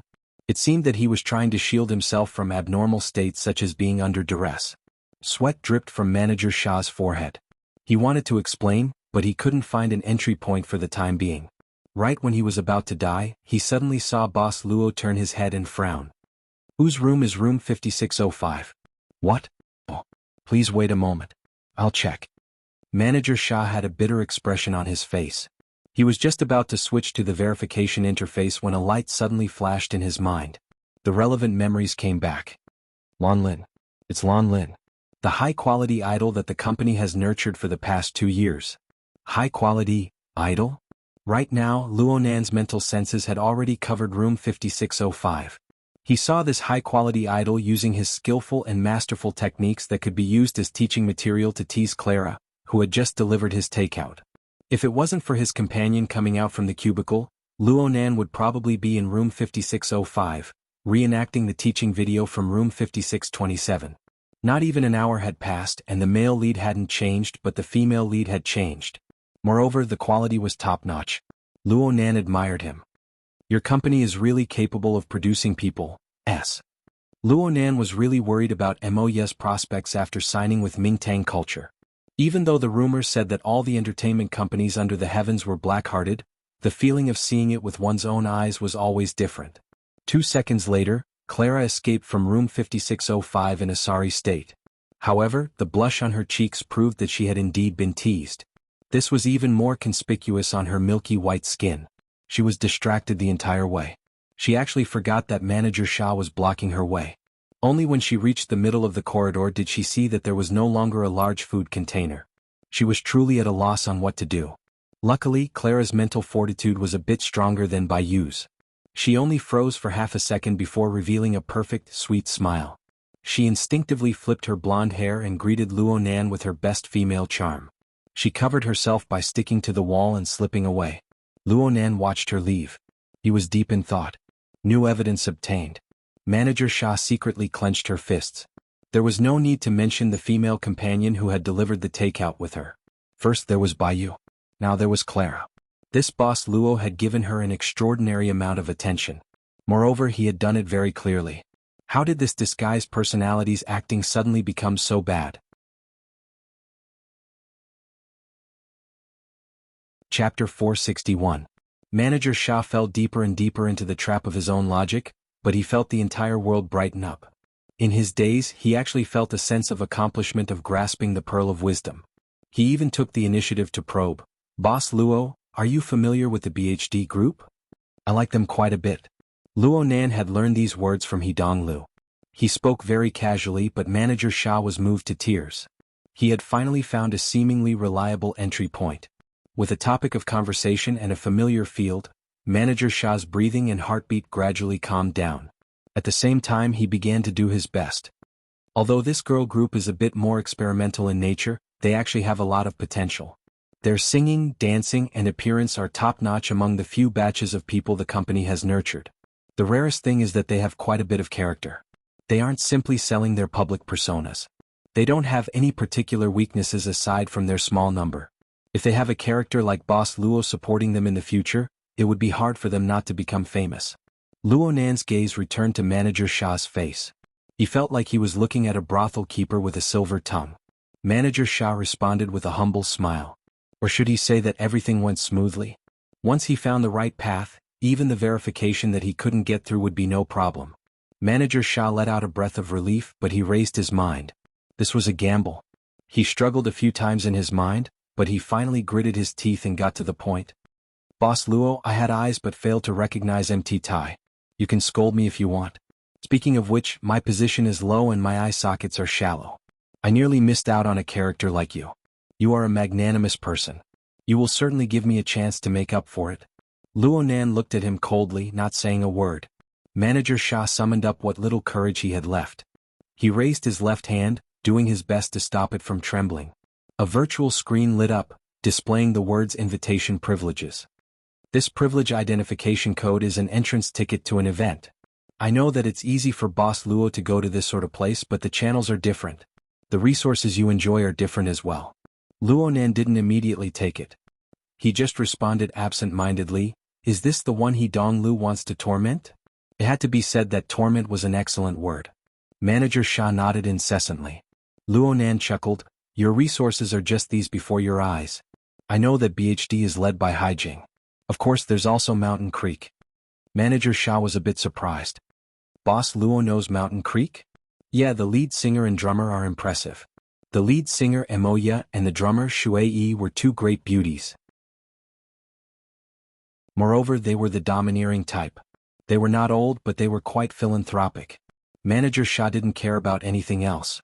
He made promises and the like. No problem at all. Really? Haijing is very protective of Shangxi, right? You know that too? Manager Sha was really excited. To tell you the truth, there will be a major change in the company in the near future. Whether or not Haijing can keep its rice bowl is still uncertain. Halfway through his sentence, his heart suddenly stopped. Wait, what am I saying? This Boss Luo is obviously related to Haijing. He is most likely an acquaintance. Am I crazy? Luo Nan's voice entered her ears during her moment of panic and bewilderment. Is Mrs. Halder really going to withdraw completely? When these words entered his ears, Manager Sha shuddered again. Not only did this Boss Luo know about the financial group behind Mingtang culture, he even called Madame Halder by her name. It must be known that he was a mid-level employee of a subsidiary company. It was only by chance that he found out about the true background of the financial group and the name of the true big boss. Even if Madame Halder's influence in Xia City was like a faded flower, knowing was knowing and her attitude was still this casual, this was F***king level. Manager Sha's entire body was trembling. Excitement and fear coexisted. Under the surging emotions, the worries that had just leaped out, as well as the thoughts and consciousness that he couldn't figure out, were all drowned out. His thoughts grew more and more fuzzy. He really wanted to have a good chat with Boss Luo. Unfortunately, this sort of matter wasn't something he could comment on. Right now he could only smile foolishly. Luo Nan scanned the words on the virtual screen once more. Finally he raised his hand. Manager Sha was instantly struck with happiness when she saw this action. She wanted to move her hand over, but her arm was stiff. She could only use her other hand to support herself and carefully stick her wristbands together. Half a second later, the screen of Luo Nan's wristband lit up, revealing a classic DNA double helix structure diagram. Soon, the double helix structure scattered into thousands of meaningless numbers, piecing back together to form a disc-shaped diagram. 3 seconds later it faded away. Manager Sha stared fixedly at the screen of Luo Nan's wristband. She let out a long sigh of relief when she saw the garbled diagram appear. She subconsciously groaned, then laughed in spite of herself. It's past. It's past. Luo Nan's face was expressionless the entire time, but his ears jumped a few times. The hexa-ear hidden deep within his ear canal transmitted a message the moment the screen of his wristband lit up. It was the intelligent voice of the psychic wave network. Serial number 5357, it has been detected that there is an external reading operation on your social privileges record. The operator is the SCA Supercomputer Level 2 AI, Rank 9. According to the confidentiality regulations, priority is given to data protection. During the protection period you can choose 1. Unblock after detecting the danger level. 2. Perform multiple levels of encryption. 3. Carry out data camouflage. All of your operations will be recorded in a copy for future review. If the selected operation is forcefully terminated, please contact the relevant person in charge. The intelligent voice ended and the verification happened to pass. Luo Nan shook his hand as if he had gained something. Outsourcing verification services to the SCA? This is quite a high-end atmosphere. A thought flashed through his mind, and his gaze shifted to meet Manager Shah's. He nodded lightly. You've worked hard. 2 minutes later, the door to room 5621 opened, and Luo Nan walked in with his head lowered. Baiyu immediately leaped up and asked, "You're back. Are you all right? Did he make things difficult for you?" "What? Butcher. Did Manager Shah do anything to you?" Luo Nan shook his head. He just wanted to know the ins and outs of the situation. He didn't make things difficult for me knowing that Brother Haijing brought me in. When the 3 members of the BHD group heard this reply, their eyes had the expression, "Keep bragging." Baiyu wanted to ask more questions, but she was pulled back by Shui Yuan. She whispered, "Since it's already in the past, don't get to the bottom of it. There's no harm in asking." Clara pulled her back as well. Men care about their faces. What if we get lectured? No, since we already got lectured, it would hurt our pride to talk about it. Baiyu turned her head and saw that Luo Nan had returned. He found a corner and sat down. His head was lowered, and he had a rather dejected appearance. She hesitated for a moment and finally decided to change the topic. "Hey, didn't you want to go visit them? They're busy right now." Luo Nan used his mental senses to observe the progress of Moya and the others' practice as he conversed with Manager Shah. He knew that the rare resting window had already passed. He could only wait for the next one. It was almost lunchtime. Luo Nan continued to lower his head after dealing with Baiyu. Actually, most of his attention was still locked onto Manager Shah. Manager Shah's life sketch was dim and lightless in comparison within the resplendent living starry sky. Its structure was very simple. It was nothing more than a few lines of starlight. However, if one focused on it and continued to permeate it, one would be able to see a bit more information. In a certain sense, the life sketch was just a window leading to the mysteries of the body and mind of others. One needed to do further observation and the corresponding coding and decoding work in order to obtain more detailed information. The Wraith sign was an expert in this field. It was a demon that specialized in peeking at the minds and minds of others. Its incomparably powerful instincts were enough for it to do many inconceivable things. In comparison, even though Luo Nan had gone through a period of study and grasped some basic knowledge of the mental side, what he could do was very limited. However, Manager Shah was an ordinary person. His abilities were overflowing, right? Right now, Manager Shah was in a bit of a daze. He walked in the hallway swaying back and forth. He bumped into a few people who greeted him along the way, but they were at a loss. His mental state was quite bad. The mental attack just now interfered with the material plane. It squeezed the outer medial temporal lobe of the hippocampus, and part of the cortex. There shouldn't be any problems with the operation. Papercut said that this method can destroy the target's short-term memory. Could it be that the attack process was too intense and the aftermath damaged the hippocampus? Maybe I should have used interference from the beginning, blocking the nerve signals. Luo Nan slowly pondered over Manager Shah's current state in conjunction with his life sketch. His goal was very simple. He wanted to obtain more information from this person while preventing others from discovering anything strange, exposing his existence and inclination. Right now, the ones who were more likely to obstruct his goal were undoubtedly Hidong Lu and his group. Since they were all in this building, Luo Nan reluctantly monitored them for a period of time. Just like right now. The bodyguard Old C, whom he had met once before, had returned. According to his current pace, he could just meet Manager Shah face to face. Manager Shah was currently in a dazed mental state. How could he hide from others? Turn a corner. Luo Nan's consciousness probed through the window, giving Manager Shah a new stimulation. Manager Shah was still muddle-headed. He just subconsciously moved his legs, took 2 quick steps and circled around the corner. The elevator door opened and Old C walked out. The long corridor was completely empty. He didn't detect anything out of the ordinary. He hurried to the room where Donglu was residing. On the way, Old C passed by a corner that a certain someone had taken a step ahead of him. It was just that he didn't notice it. Manager Sha stood blankly behind the soundproof door in the corner, facing the empty room. How did I get here? Manager Sha blinked his eyes. He just felt dizzy as if he had just experienced a nightmare. That's right. He really did experience a nightmare in the elevator. Hey, what happened next? It seemed like it was resolved? Room 5621. Luonan's head was still lowered as he looked at his open palm. His naturally slightly curled 5 fingers gently gathered the air, but he seemed to be able to feel some sort of marvelous tension. It was like he was gathering an incorporeal soul. The information that came from Manager Sha's life sketch was scattered and subtle. It involved consciousness, memories, emotions, and many other most precise and complex functions. And all of this was in the palm of his hand, allowing him to fiddle with it.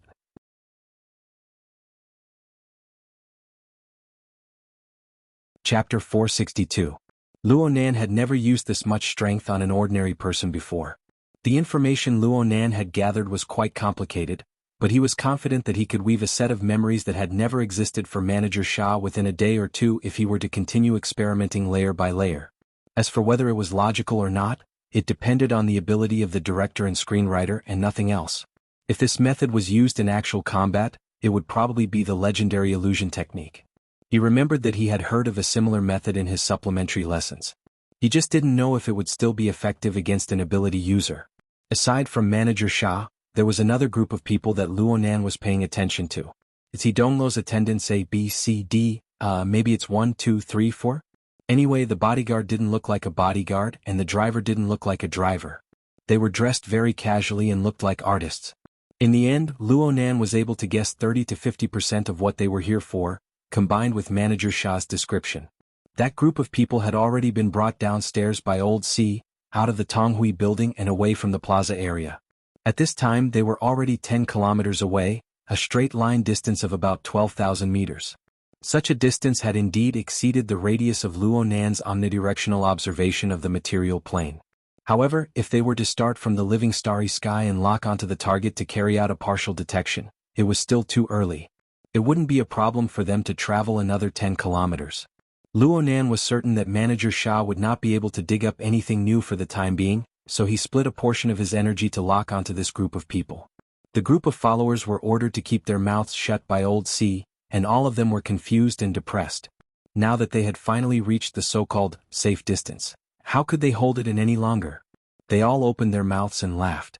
Luonan was unable to listen for a time, so he simply activated the Hexier's response transfer function to record all of this information.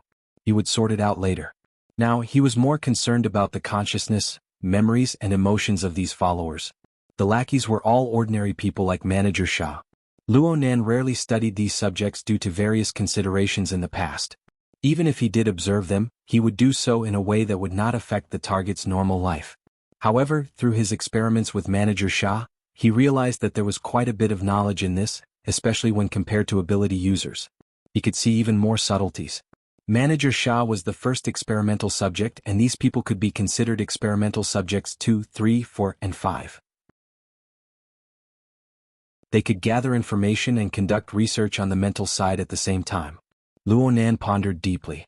He used the external neuron to open the built-in software. He created a new notebook and prepared to make some experimental records. At this moment, someone patted his knee. Can you raise your head? You're not going to cry, are you? Baiyu half knelt in front of Luonan. She moved her head closer. She was both concerned and gossipy, but this little girl clearly didn't realize what it meant to go overboard. Doll? The team leader of the Snow Garden Academy felt a sense of responsibility as he grabbed Baiyu by the neck and dragged her back. Clara came over to help and whispered in her ear, "What are you talking about? Stop, stop, stop. I'm dying." Baiyu was strangled to the point where her eyes rolled back. Her 2 legs kicked wildly and she was caught off guard. She kicked the high heel on her right foot away, sending it flying straight for Luonan's skull. Ah! The BHD group cried out in alarm. And in the next instant, Luonan reached out with his hand. 3 fingers grasped the back edge of the shoe, leaving only his index finger to hook. He straightened his arm and pulled away. At the same time, he raised his head and looked at the trio who were huddled together. No athlete's foot, right? Impossible. Bayu's face immediately turned red. She didn't know where she got the strength to break free from her team leader's grip. She hopped over on one foot and snatched the shoe away. But because she used too much strength, she nearly bumped into Luonan. She had to use her elbow to support herself against the wall in order to maintain her balance. In this position, if Luonan were to straighten his back a bit, his head would likely bump into her rather large chest. And if he were to remain motionless, his gaze would be level, and he would be able to see the snow-white waist exposed by the stretch of her back. There was also the waistline of her vest. Luonan felt a bit of envy. He had been cultivating with Gym Master Xiao for a period of time, and he had received the reverse nourishment of soul strength.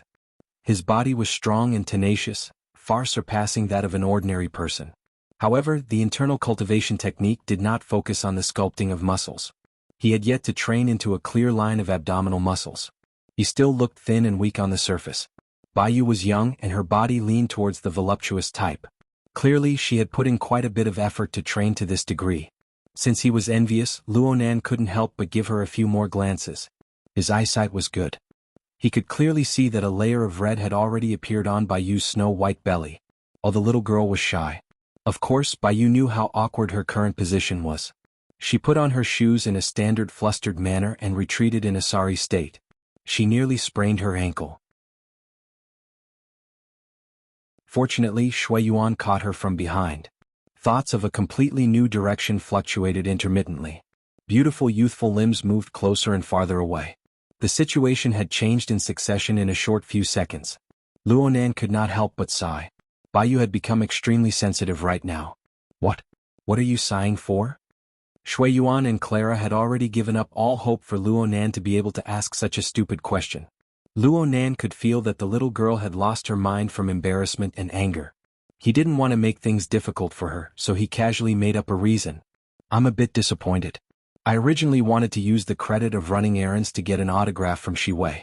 But in the end, my lunchbox was taken away and I even ran into that manager Sha. Bayu no longer dared to speak.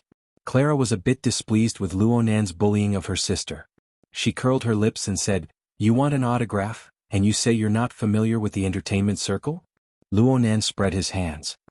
My cousin is crazy about her. An autograph can be exchanged for at least 2 sumptuous meals. There's no hope now. Clara deliberately teased him. She flicked her hair out of habit and even gave him a coquettish look. We'll sign it to you. But in another 10 years. Poo. In another year maybe it'll be worth a lot of money. It won't be a problem to make your brother, and you confused. Really? Are you sure? Cat Eyes, who had been brewing tea in the lounge this entire time, finally came out. She held a bamboo tea tray in one hand and walked straight to Luonan's side to sit down. Her movements were quite skillful as she sat down. The tea tray spun horizontally, but the small and exquisite teapot and teacups on it were all stable and proper. Not a single drop of water came out. It was as if she was performing acrobatics. The gazes of the group shifted. Luonan was fine, but the BHD trio and Yuqin gasped in surprise. Clara was a bit emotional. If I had this level of balance and body control, I would apply to the Auckland Academy of Performing Arts right now. I would be an artist when I graduate. Cat Eyes gently and dexterously put down the tea tray. She shot a glance at them. Don't change the subject. Barbie, since you said that you can make the boss confused, then you guys go prepare and give it a try. The BHD trio were all stupefied. It took quite a while for Clara to understand. I'm just saying. It's fine as long as I'm serious. The break time is over. Let's do the last adaptation exercise before lunch. You guys didn't have an audience of the opposite sex before, so you guys weren't able to get good feedback. But now there's a certain someone here. At least the age matches. He's clearly an entertainment illiterate. It's fine as long as he's a normal man. Cat Eyes turned her head to ask Luonan after she finished speaking, "Boss, are you all right?" "Get lost. Then let's begin." Cat Eyes poured a cup of tea down her throat and sighed in satisfaction. You guys have 1 minute to clean up the area. The BHD trio immediately turned into a chaotic mess. Luonan watched Cat Eyes drink tea, thinking that he would be able to get the last treatment. He never thought that Cat Eyes would place the tea tray on the other side of her body. She even called out to Yuqin. You get a cup too. Mr. Luo. There are only 2 cups. He definitely has to display his style. Then I'll go get some refreshments. He won't have any tea. He'll choke to death. Choke your sister. Luo Nan used a fierce gaze to gouge out Cat Eyes, but she leaned against his shoulder in an extremely intimate manner. She giggled and tilted her head. What were you doing just now? There was no need for Luo Nan to hide anything from this believer of his who had a deep tendency to self-destruct. He simply described the process of his research. He also wanted to share his experiences. I've never tested this sort of technique on an ordinary person before. I tried it out today. It's quite easy to get used to it. In the past I'm an expert in long-range sensing. I'm not a mind excavator. There should always be a comparison between ability users and non-ability users. Luo Nan's gaze unconsciously glanced at Cat Eyes as he spoke. If you want to talk about test subjects, there's an ideal one here. Are you thinking about this? I'm saying. Did you know that the BHD group is also a test subject? I just heard Director Shah mention it. Excellent. Now you can experience it for a bit. The prelude to the music rang out. The 3 members of the girl group laughed as they gathered together. They each took their positions. Some were squatting, some were standing, and some were raising their heads slightly. Although the postures they adopted were all different, they had all gone through thousands of tempering. They were the most outstanding and most moving postures. Their gazes were different from the sculptures. The first thing they did was focus on the audience, which was Luo Nan. The 3 beautiful and cute girls cast their gazes over at the same time. They hooked their gazes and hooked Luo Nan's soul. Luo Nan's heart thumped. The dynamic dance music had already begun. As the captain, Shui Yuan's singing was very solid. Her enunciation was clear and there was a bit of a metallic sound to it. However, Luo Nan couldn't hear what she was singing clearly. The 3 youthful bodies swaying before his eyes dazzled his eyes. The song and dance of the BHD group didn't have any artistic qualities, but every movement of theirs displayed youthfulness and dynamism. Well, in fact, it just highlighted the beauty and figures of the girls. Only after Luo Nan recovered from these direct impacts did he notice the lyrics, the song, the singing skills, and the characteristics of each member's temperament. Luo Nan really was unable to shift his eyes away. Unknowingly, there was an awkward feeling of dryness spreading throughout his body. The feeling was especially intense in certain areas. Cat Eye's voice cut in at this time. Do you see the problem? Luo Nan wanted to speak, but he was unable to say anything in the end. He could only shake his head awkwardly. Cat Eyes raised an eyebrow, and the topic of conversation changed in an instant. Tiski, you only have one good point. Luo Nan glared at her. He didn't try to conceal it. This is instinct. But I'm not a beast. Before his voice fell, Cat Eyes clearly blew a breath of air into his ear. The warm, itchy, and numb feeling radiated to his entire head in an instant. What accompanied it was a low and hoarse laughter. If you're worse than a beast, then you're really done for. This was right under the eyes of others. Luo Nan was shocked at first, but then his fury wrapped in restless emotions and burned all the way up. What the hell are you doing?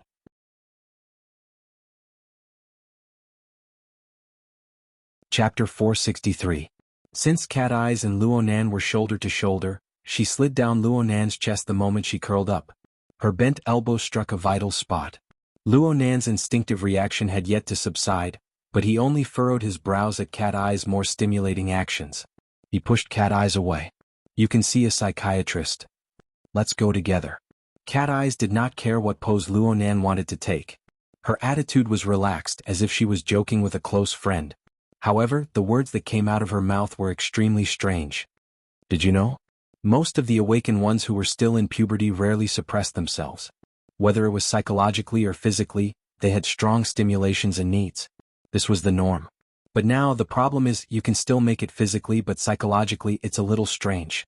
She didn't give Luo Nan a chance to refute. Her eyeballs shifted to the other side and she pointed at Yuqin. For example, you should know that smart girl.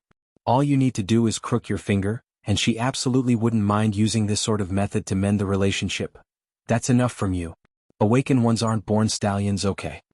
Luo Nan's words were like this, but his eyes unconsciously shot a glance in Yuqin's direction.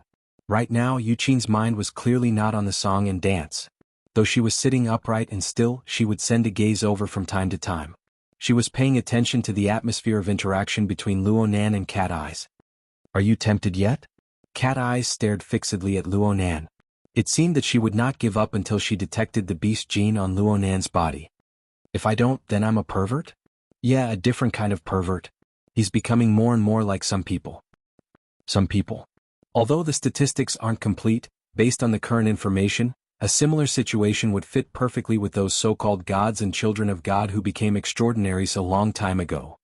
Thank you for thinking highly of me. Think highly of me? As expected, you're the one who's feigning ignorance. Cat Eyes moved her face closer once more. Her voice became cold and hoarse. I don't believe that you can't tell, boss. I'm afraid of you. This time Luonan didn't push her away. Instead, he turned his face to the side. The distance between the two was so close that they could hear each other's breaths. People would believe it if they said they were kissing from a different angle.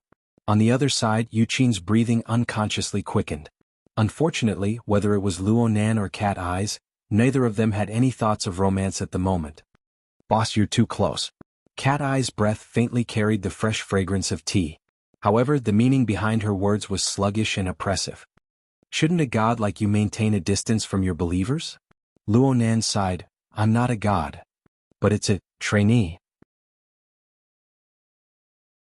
Therefore, you have to constantly ponder, practice, and experiment in order to improve. During this period of time, your followers, unfortunately, such as myself, will undoubtedly become your experimental subjects. You think too much. Luonan felt that Cat Eyes was suffering from paranoia. Right when he was about to have a serious conversation with her, he heard a bang. Bai and Clara, who had switched places in front of him, collided into each other. Their heads bumped into each other and the sound was painful. The two women hugged their heads and squatted down. Bai was in so much pain that tears rolled down her face. If such a low-level mistake were to happen on stage tonight, the BHD group would probably be fighting for the headlines. However, Luonan and Cat Eyes exchanged postures in such a deranged manner was eye-piercing and heart-piercing. The fact that the BHD trio managed to hold on until now before making a mistake was because they were focused. Luonan pulled a taut face and turned his face away. Cat Eyes acted as if nothing had happened. She just clapped her hands again. Focus a bit. The AR effects on stage are even more chaotic. When the time comes, you won't even have the chance to hug your heads and cry. Continue. The three girls were still in a daze. They just instinctively swayed along with the music and sang along to the lyrics. 6 gazes revolved around Luonan and Cat Eyes most of the time. Cat Eyes was not demanding. She just said to Luonan, "You see, BHD is just an experimental subject." Their appearance originated from the inspiration of the person in charge that lasted no more than 10 seconds. With this as the skeleton, a team was built, and the 3 of them were found one after another. Right now, the experiment has just begun. The person in charge is already impatient to let them go on stage. Right now, their biggest problem is that they don't have enough people. For example, on tonight's stage, there will inevitably be a visual blank. Their singing skills are far from being able to support a stage of 1 million people. So, they can only use backup dancers or large amounts of AR images to fill in the blanks, creating a situation where the host is usurped. Failure is inevitable. Luonan raised an eyebrow. You're a teacher. Is it really okay to curse your own students? A wondrous smile formed on Cat Eyes' lips. This isn't the first time BHD has failed. Their debut song lacks any special characteristics. They haven't even made a splash.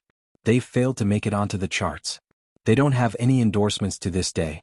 Mingtang culture's internal allocation of resources is also very stingy.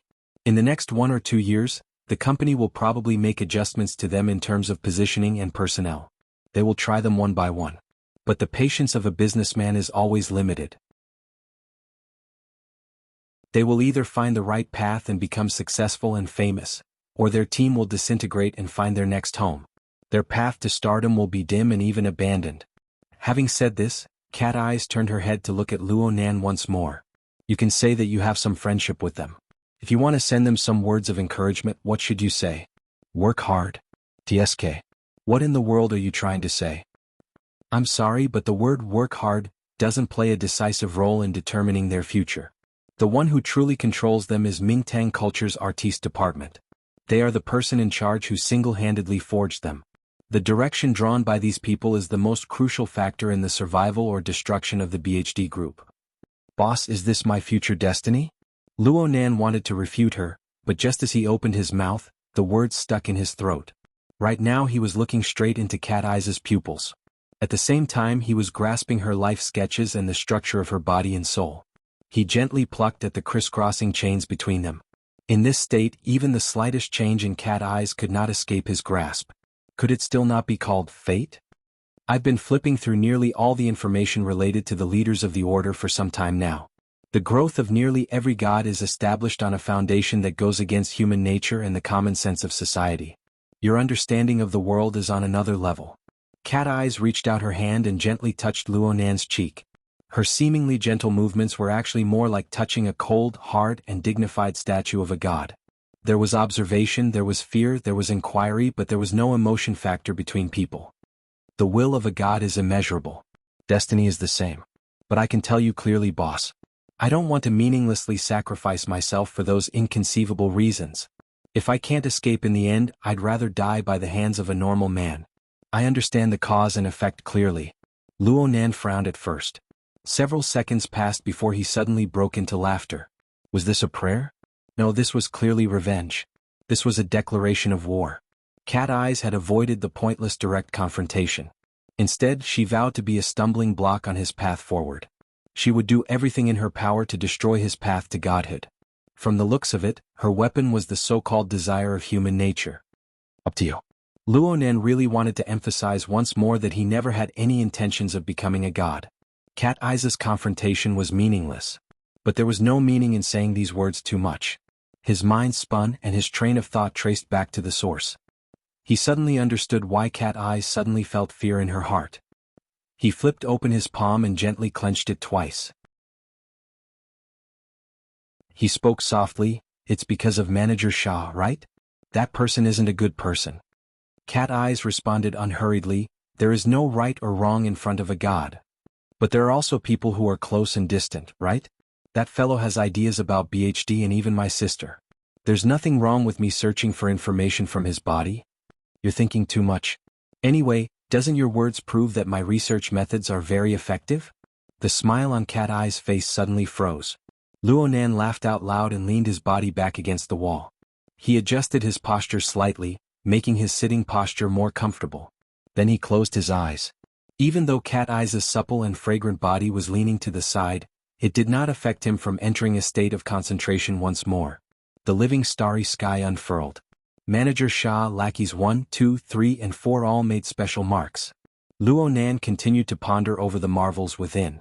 He bluntly used Cat Eyes, a believer, as a reference. Time passed bit by bit, and Luo Nan really did abandon all the changes in the external world. It was only past noon when his biological clock, formed over the past few days, reminded him that he needed to do an afternoon class. Only then did he restrain his mind, adjust his breathing, and enter a meditative state. It was unknown when he had entered a state of sleep. But Luo Nan's subconscious was still operating, still observing the starry sky. Moreover, the research results of Manager Shah and other ordinary people unconsciously entered his knowledge judgment system, constantly refining the relevant conditions. In his days, Luo Nan had a dream. It was like he was shaking a sieve, but it was also like he was operating a laboratory centrifuge. He slowly separated and filtered the millions and millions of stars of the living starry sky from various levels, forming a fuzzy hierarchical division. There were some gaps that did not belong to the scope of this research, but he could fill them in. There were still a few levels above ordinary people and below the awakened.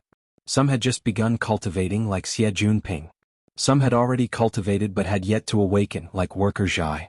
They could all be used as reference objects. Xie Junping was one of his believers. Worker Zhai had discussed the feeling of using the condensation ring to accelerate the awakening with Xie Junping many times during this time. The relevant information was ready-made. It was just that Luo Nan rarely considered using the hierarchical division method to carry out the division. Actually, the train of thought was ready-made. Wasn't the framework of the social format just like this? In the past, Luo Nan only looked above. He never looked below. Now, there were finally layers upon layers of stairs that slowly extended down from the suspended region. Oh, there was also the technique of distinguishing the root receptacle, root nature, and root trigger taught by Jim Mastershio. It was extremely appropriate to use it here. Many subtle details could be seen. Gradually, the void was divided into layers, and the stars returned to their positions. Although the overall structure was still rough and chaotic, there was a vague distinction between the various stairs. After all, the differences between ordinary people, non-awakened ability users, and awakened were quite obvious. It was practically impossible for a situation of confusion to occur. Luo Nan's mind shook, and he instantly woke up from his half-asleep state. His eyes opened.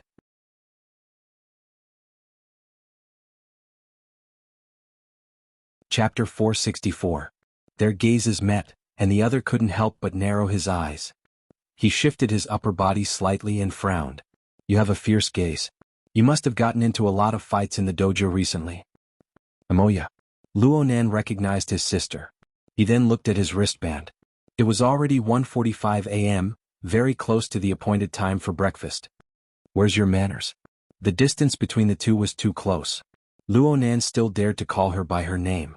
Amoya reached out her hand to pinch his face out of habit. Though Luo Nan had lowered his head to look at the time, he nimbly tilted his head to avoid the attack.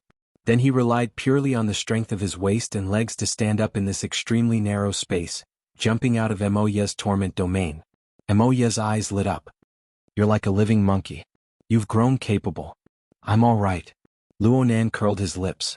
If it weren't for the fact that he was far too familiar with the aura of his family and that Cat Eyes, Yuqin, and the others had stayed at a safe distance for a long time by his side, leading to his lack of vigilance, Amoya wouldn't even have had the chance to get close to him.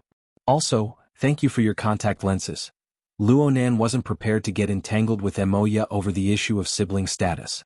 He looked around and saw that Hai Jing was here as well. He raised his hand in greeting and said casually, "Are you done with practice?" Hai Jing chuckled.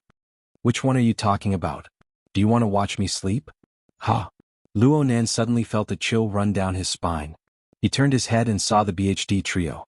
Shui Yuan had her head buried in her clothes, Clara was admiring her nails, and Baiyu was leaning against the enormous wall mirror. She stared blankly at the ceiling. It was unknown where her mind had wandered off to. Though the things they did were all different, there was one thing that was extremely synchronized. No one paid attention to Luo Nan. The atmosphere within the practice room was clearly low. Not good. He had offended someone. That's right. Not only was he flirting with the instructor in front of the gorgeous and dynamic song and dance, he could even openly sleep. What did he think of the three young and beautiful girls? Even if she doesn't hold a grudge, she still has to sort out her emotions, right? Luo Nan wanted to give a few words of explanation, but he discovered that he was simply unable to speak. He wanted to save the millions and millions of citizens of Xia City and prevent them from being harmed by the mutant virus. This was a great and honorable reason, but he needed people to believe it. There was no other way. Luo Nan could only choose the simplest and crudest method. I'm going out to make a call. Making a phone call was an excuse, but contacting Peony was a matter that could not be delayed. Luo Nan activated Ink's perspective as soon as he walked out the door. He determined Peony's position. The other side seemed to be the lobby of some high-class restaurant. Ink couldn't enter, so he could only see Peony's back through the street view glass. The latter was sitting peacefully on the sofa in the lobby waiting area. At this hour, was he taking a nap after the lunch? Luo Nan didn't think too much about it. He directly transmitted the information. Suspected target discovered. Location outside Becky's coffee house on the west side of the plaza. Peony clearly leaned back and shot back with annoyance. Mr. Partner, I'm on a date. I'm going to see my family, okay? Forget it. Maybe this is God's will. Say it again, where is the target? Luo Nan saw that Peony didn't seem to be joking. He could not help but hesitate. Did I really disturb you? Then let's wait. Don't waste time. If you have something to say, say it. Peony took a deep breath, stood up and looked around the hall. She seemed to still be reluctant to leave, but in the end, she still chose to walk out with large strides. Perhaps it's fine to follow Mr. Ink, right? An enormous crow flew across the plaza. It was quite eye-catching. Fortunately, Luo Nan's target was in the outer perimeter. There were many people in the plaza and the environment was complex. For the first time, he explained a few characteristics of the target in advance. Female. Early 20s. She wears a brown long windbreaker. She should be a university student in the parade. There are quite a few people around her. She might be drinking right now. Her emotions are quite agitated. Peony walked forward as she listened. But her feet suddenly stopped in the end. She's in the third stage of infection in the parade? That's a ticking time bomb, okay? I said it. It's just a suspected target. She shouldn't be in the third stage. Not yet? It's not like she's a mutant. You're saying that she's In the second stage? The suspicion in Peony's words could be clearly heard even from 2 kilometers away. I'm not sure, but it's really hard to classify this person. Luonan didn't explain further because he had been out on the phone for too long. Haijing opened the door and stuck his head out to remind him. You lock onto the target first. I have a bit of a situation over here. I'll contact you later. Okay. I'll contact you when I'm in place. Peony originally wanted to contact Trigate Security, but she put it aside for now. She prepared to observe and make a judgment. I hope it's not a momentary misconception. If there's no doubt about it, I support you in starting a new research topic. When that time comes, I can call you Professor Crow. Luonan responded in a bad mood. I'll take your auspicious words. He temporarily cut off the connection and returned to his room. Haijing laughed a bit apologetically. We're going out to eat. We're going to move now. On the other side, Emoya had just ended her call. Her expression was gloomy. She looked like she had something on her mind. She recovered her usual carefree and confident attitude when she saw Luonan return. You're out of luck today. The beautiful woman I wanted to introduce to you isn't coming. Shui has something to do as well. She won't be participating in this event. The number of beautiful women has decreased by 2/3. Luonan didn't pay much attention to the first half of Shui's words, but he was a bit surprised that Shui wouldn't be going. Shui was the drummer of the Mountain Creek Band. She was a band member whose popularity was second only to Emoya. They were about to rehearse. Was she going to act alone? Haijing also laughed. I originally wanted to invite Teacher Cat Eyes and Miss Yuqin to come, but they need to accompany BHD to make some final adjustments. Luonan's eyebrows jumped. He turned to look at Cat Eyes. Cat Eyes acted as if nothing had happened. She sent him a smile. Her intentions were quite subtle. An afternoon nap is very important. You can also do yoga in the meantime. Yuqin also said that she would accompany a friend. She wouldn't be joining in the fun. As for the trio from BHD, they were excluded from the very beginning. After all, they were still half-grown children. Their stage experience was far inferior to that of Emoya, who had been struggling in the underground circles for many years. That being said, Luonan discovered that he seemed to have overestimated the Mountain Creek Band a bit when they arrived at the restaurant and the banquet began. The banquet started at 2 o'clock. The atmosphere was quite average. The participants were probably pondering about tonight's performance. They were a bit unsatisfied with the food. Mountain Creek was the lowest of the 5-member bands. The lead singer and rhythm guitarist, Emoya, and the drummer, Shui, didn't participate. These 2 beautiful women were the most popular. The other members were melodic guitarist Wang Emo. He had taken over Emoya's position after she switched to lead singer. He was a professional and skilled musician, but he was a bit reserved. The bass player Huang Xiangdong was normally as passionate as fire, but he was also a big alcoholic. The keyboard player Ma Lu was the oldest member of the band. He was in the band back when Haijing was the lead singer. He was a founding member of the band. It was reasonable to say that Ma Lu and Haijing were old acquaintances, but he simply didn't pay attention to them at the dining table. He just silently ate and drank by himself. His expression was indifferent. As for the others, Emoya was a bit absent-minded. It was unknown what she was thinking. Wang Mo's fingers were subconsciously tapping on the table. It was as if he was memorizing the fingering technique. Huang Xiangdong didn't touch a drop of alcohol. He just ate and ate in silence. The atmosphere grew more and more abnormal. Luonan knew that this sort of atmosphere wasn't good, but he was powerless to do anything about it. Plus, he was busy with other matters. He needed to seize every minute and second to communicate with Peony. He left the table to take a call halfway through his meal. Peony narrated the results of her observations. It's suspected that the target's mood is unstable. He's overly sensitive to external stimuli. He has physiological photophobia. His breathing and heartbeat rates are around 12% higher than a normal person's. The difference is significant. These are all evidence that supports your point of view. In theory, we can believe that the mutant virus has brought about an initial transformation and adaptation process to the target. However, if you want to be serious, there are other explanations. In comparison, the reasoning of, it's better to kill the wrong person than to let the wrong person go, is more convincing. How about increasing the sample? Did you discover anything else? Is this a blessing or a curse?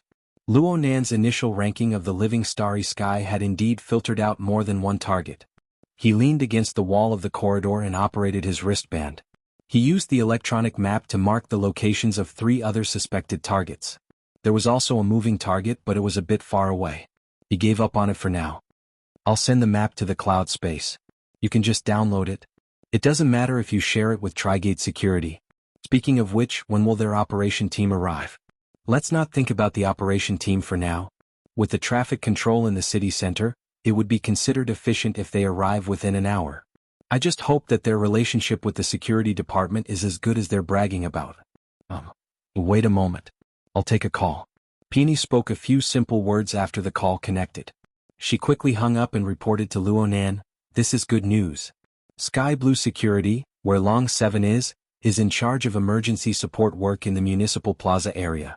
He's currently bored to death, so he can help out. If there are special circumstances, he can also find people to support him." Sky Blue Security? It had been a long time since he had heard of this. Sky Blue Security was a specialized security company under Quantum Corporation. It was an important department that placed Deep Blue walkers. Over a month ago, this department's combat team had a serious conflict with Luonan and Rue-1. Later on, they suffered from Jack's indiscriminate attacks, resulting in disastrous losses. Long 7 or Snake 7 was a member of this combat team. It must be admitted that Sky Blue Security had the strength. Their equipment was comparable to that of the military's elite troops, and their personnel were well trained. In a certain sense, they could be trusted as a support force. Yes, Luonan remembered that Yen Yongbo was once the person in charge of Sky Blue Security in Xia City. But then he was called back to Luo City for a debriefing. It was unclear who the person in charge was now. Luonan didn't care about Sky Blue, Earth Blue, or Quantum Atom. All he wanted was a cat that could catch mice. In any case, this wouldn't affect his pay at all. The only thing that would give him a headache was Trigate Security. Do as you see fit. Call me if there's any progress. Emoya cast a glance at him as soon as Luonan returned to the room. She seemed to be very interested. Girlfriend? Luonan was stunned for a moment, then he shook his head. No. Just an ordinary friend. Hai Jing laughed from the side. So it really is a girl. Emoya raised her hand to look at her watch. A total of 7 minutes and 20 seconds. You didn't dare to hang up on Mother's reprimanding call. This kind of call length should have broken the record. Luonan grimaced in pain. Emoya, that's enough. Could it be that the first thing you did after entering the pop music world was to become vulgar? Hai Jing continued to play the role of a supporting actor. Nanster is very popular with women right now. Not everyone can stay an entire morning in the BHD practice room. The two sang the same tune, not letting go of Luonan. Luonan was annoyed, but his heart stirred when he saw the relatively distant state of the others at the table.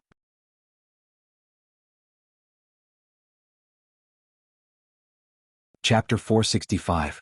If they really wanted to make a fuss about the atmosphere, Luonan would be in danger of being sacrificed for nothing. From the looks of things, the other 3 were not on the same page. Wang Yimou and Huang Xiangdong were preoccupied with their thoughts. They were not in the mood to play around. As for Ma Lu, who was engrossed in eating and drinking, the corner of his lips was about to overflow with ridicule. Luonan didn't even sit down. He spread his hands towards the adulterous couple in front of him and made a helpless and innocent expression. Aren't your methods a bit too low? Luonan didn't say it directly, but the meaning was clear. Emoya acted as if nothing had happened, but Hai Jing was a bit thin-skinned. He coughed lightly and said, "Actually, with Nanzi's current age, it really isn't a big deal for him to know a few female friends. Even Auntie Luo probably wouldn't mind. Yeah. At his age, a certain agent already has 3 fans. After this incident, Auntie Luo really wouldn't mind too much." Ma Lu suddenly spat out these words, instantly silencing the private dining room. The stimulating effect was 10 times stronger than Emoya and Hai Jing's efforts. Even Wang Yimou and Huang Xiangdong, who had been drifting away emotionally, raised their eyebrows. In the circle, the 3 fans had a specific meaning. They included face powder, grass powder, and sucking powder. Face powder referred to plastic surgery. Grass powder referred to having a relationship with a fan. Sucking powder went without saying. This kind of situation was not uncommon in the underground circle. It was also the atmosphere of the circle that Luo Shuqing had always hated. It was not news for anyone to be involved in these 3 things in the underground circle. However, if Ma Lu's revelation was true, then Hai Jing, who had always presented himself as a decent person, had such rich experiences back in the day. This made Luonan a bit surprised. Then, was the relationship between Hai Jing and Emoya unable to take a step further because of this past influence? Perhaps his family was also a hindrance. Of course, from his own standpoint, Luonan probably wouldn't have agreed if Hai Jing really had such a loose past. Back to reality, Ma Lu's shameless remarks were really too humiliating. The smile on Hai Jing's face was already stiff. Emoya was expressionless. Wang Imo and Huang Xiangdong looked left and right.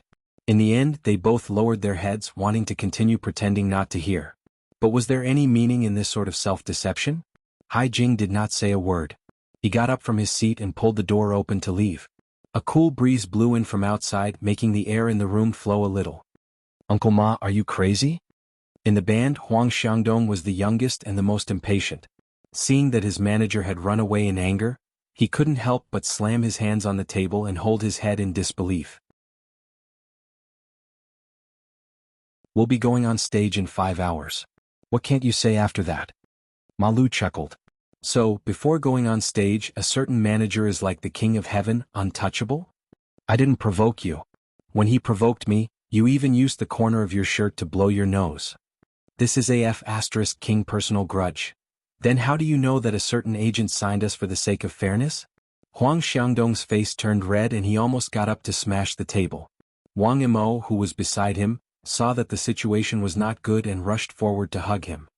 Stop talking, stop talking." However, people were like this. The more they were pulled, the angrier they became. Huang Xiangdong struggled for a while, but to no avail. He turned on his berserk mode and pointed at Ma Lu's nose. "Are you AF** king saint? You've been acting weird since the day you signed the contract. Didn't signing with a commercial company ruin your image?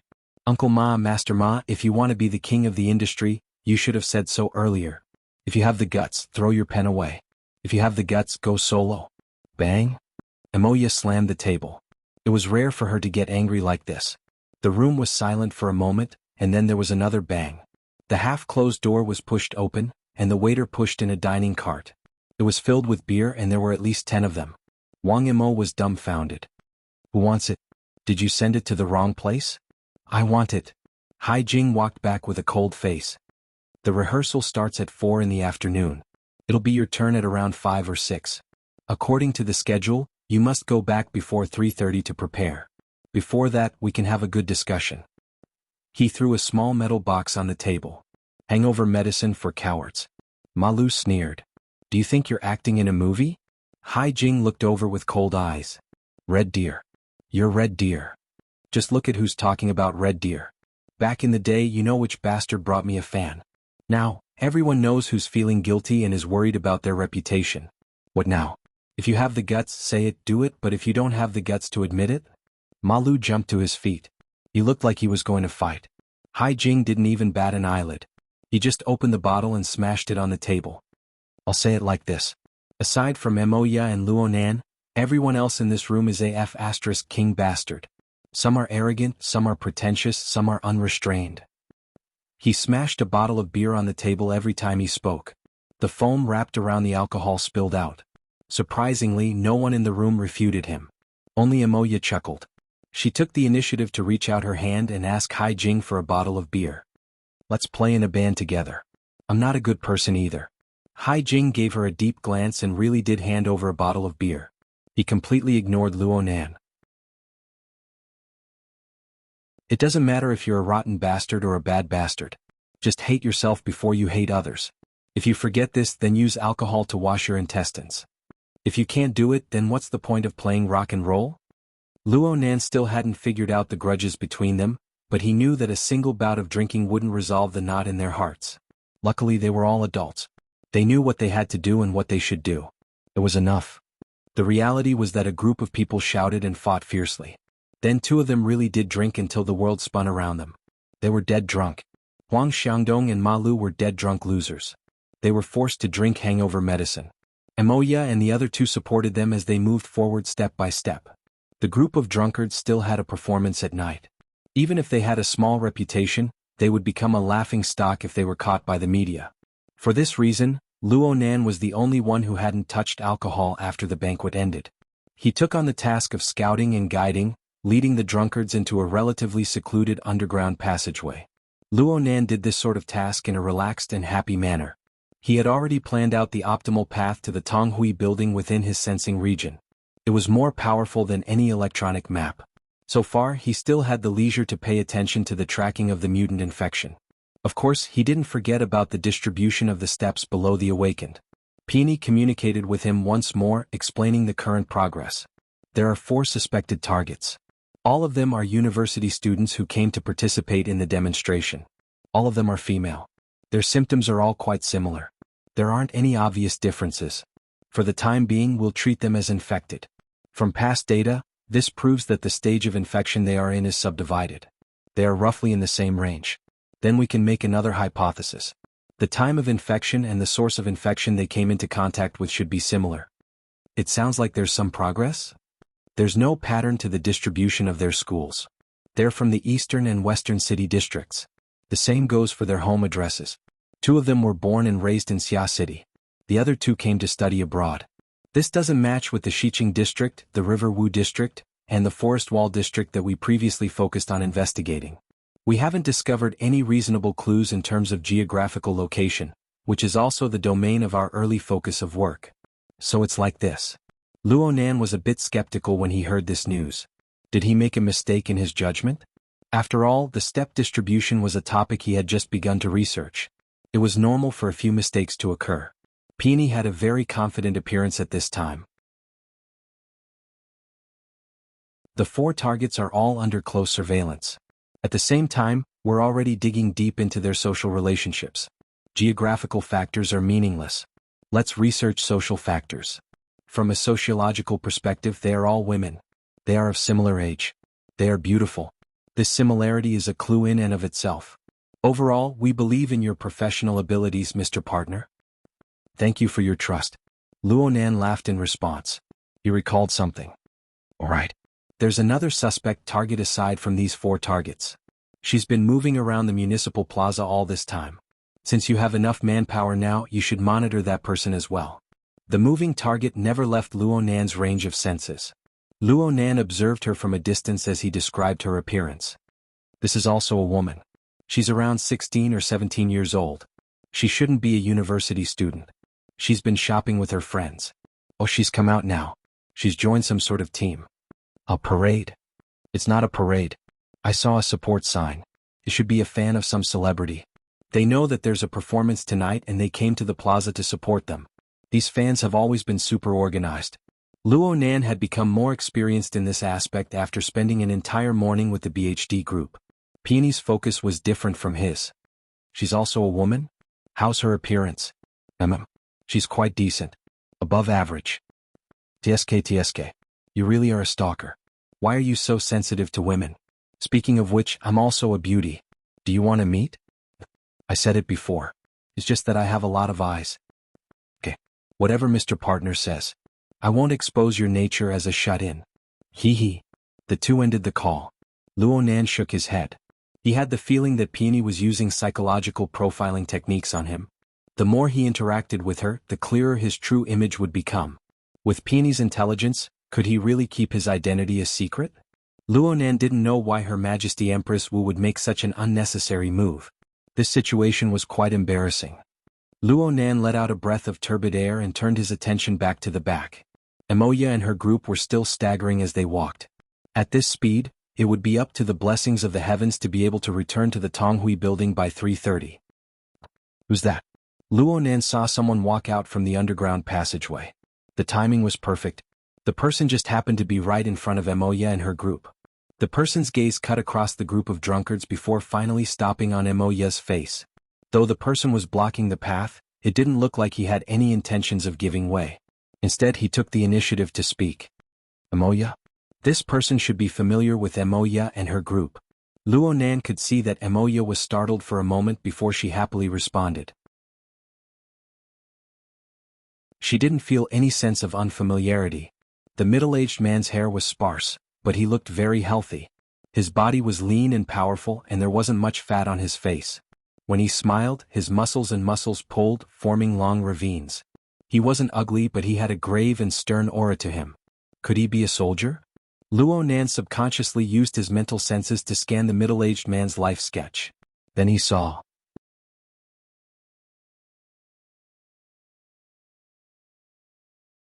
Chapter 466. Yes, emptiness. Luo Nan's consciousness wandered within the living starry sky, sweeping across the densely packed stars.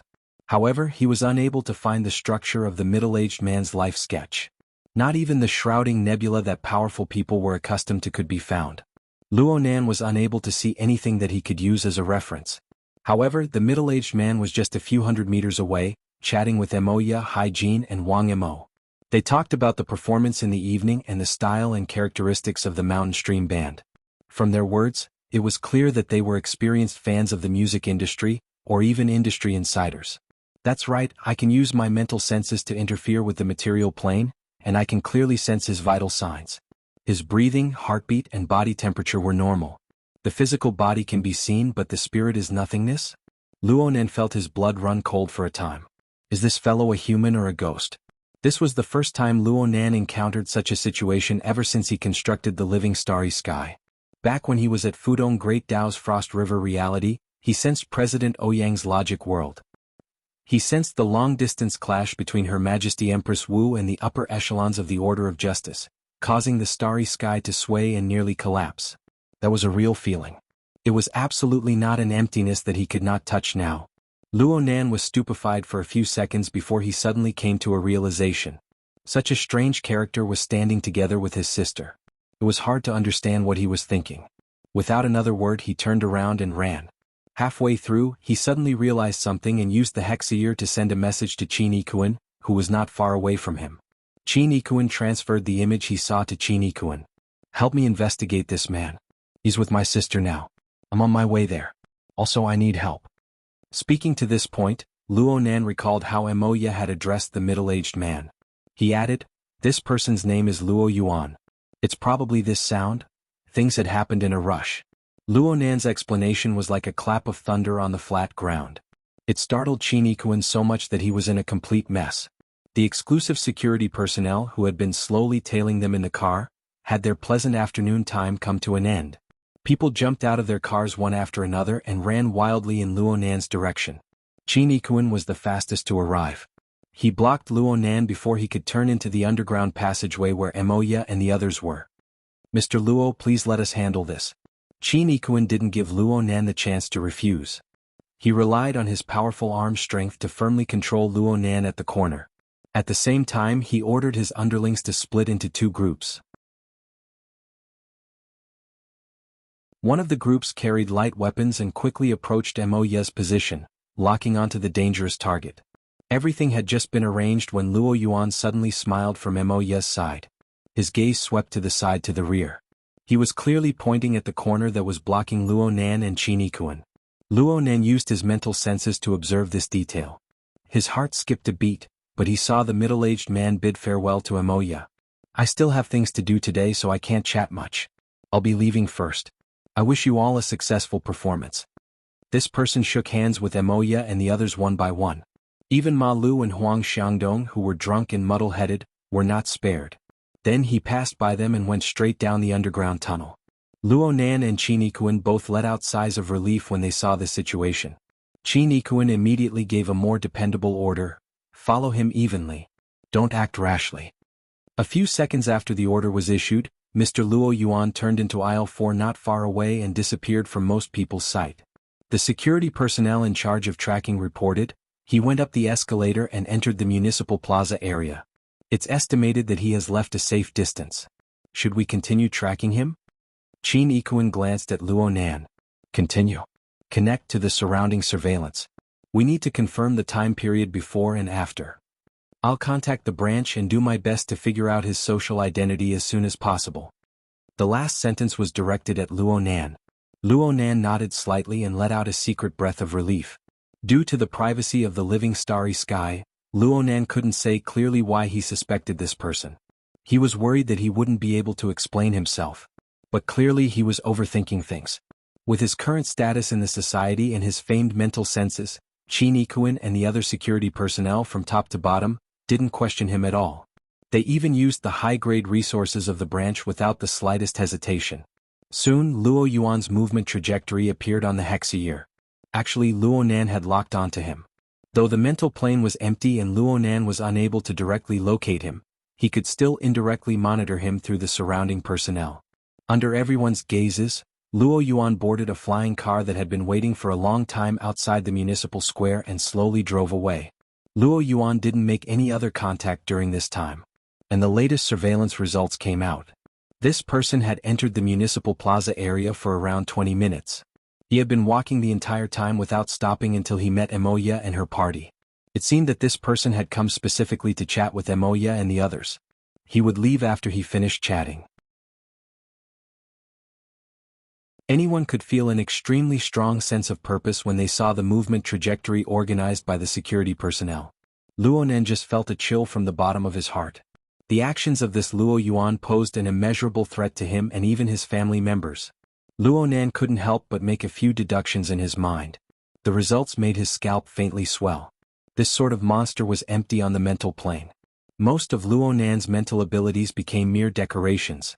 If they were to really fight, Luo Nan could count on very few methods. Qin Ikuan's expression was grave. I'll contact the military police outside and find a reason to interrogate them. Emoya and the others had already walked to the corner by now.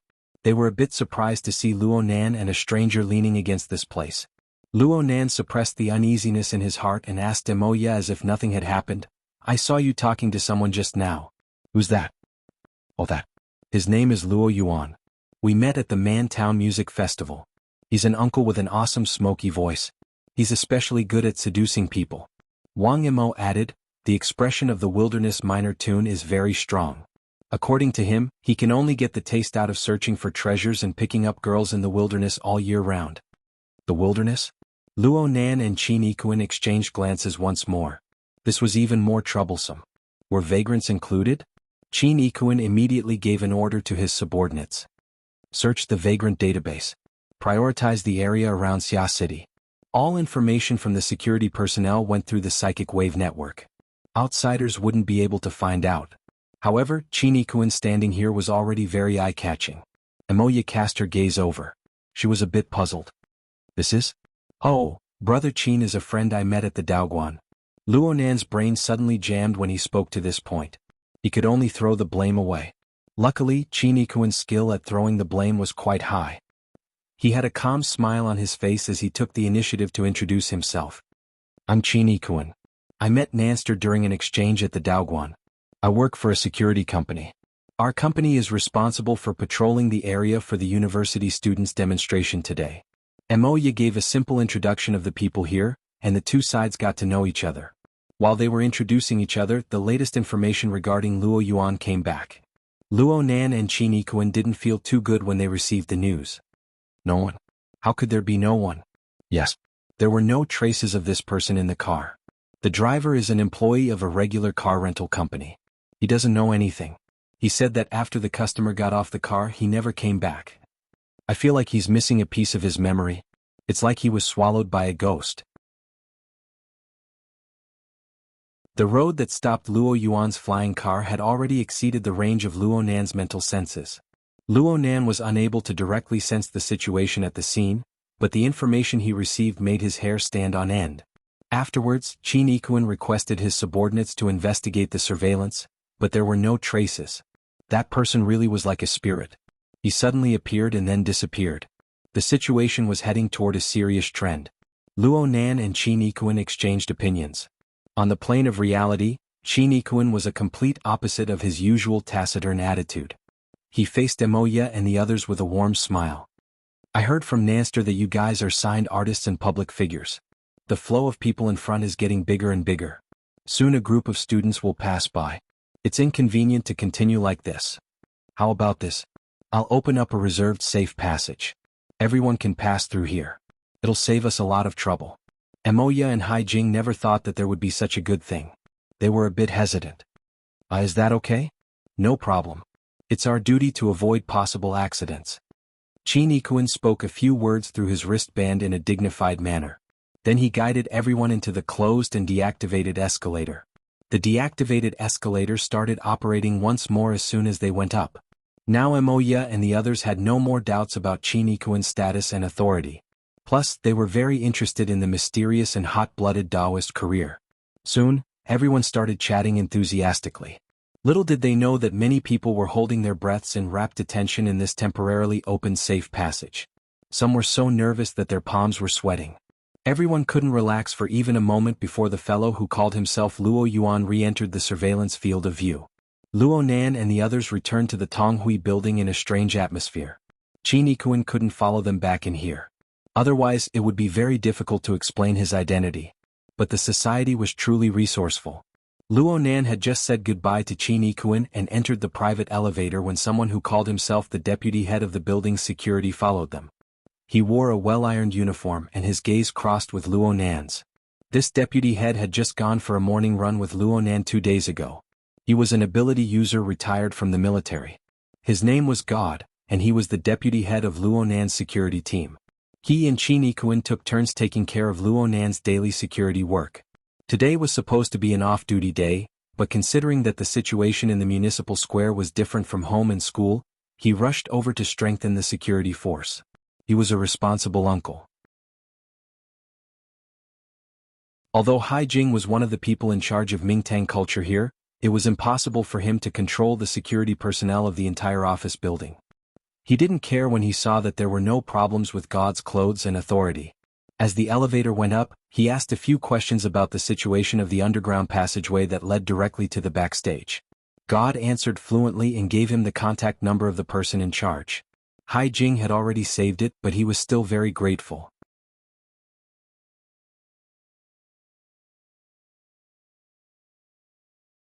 Chapter 467.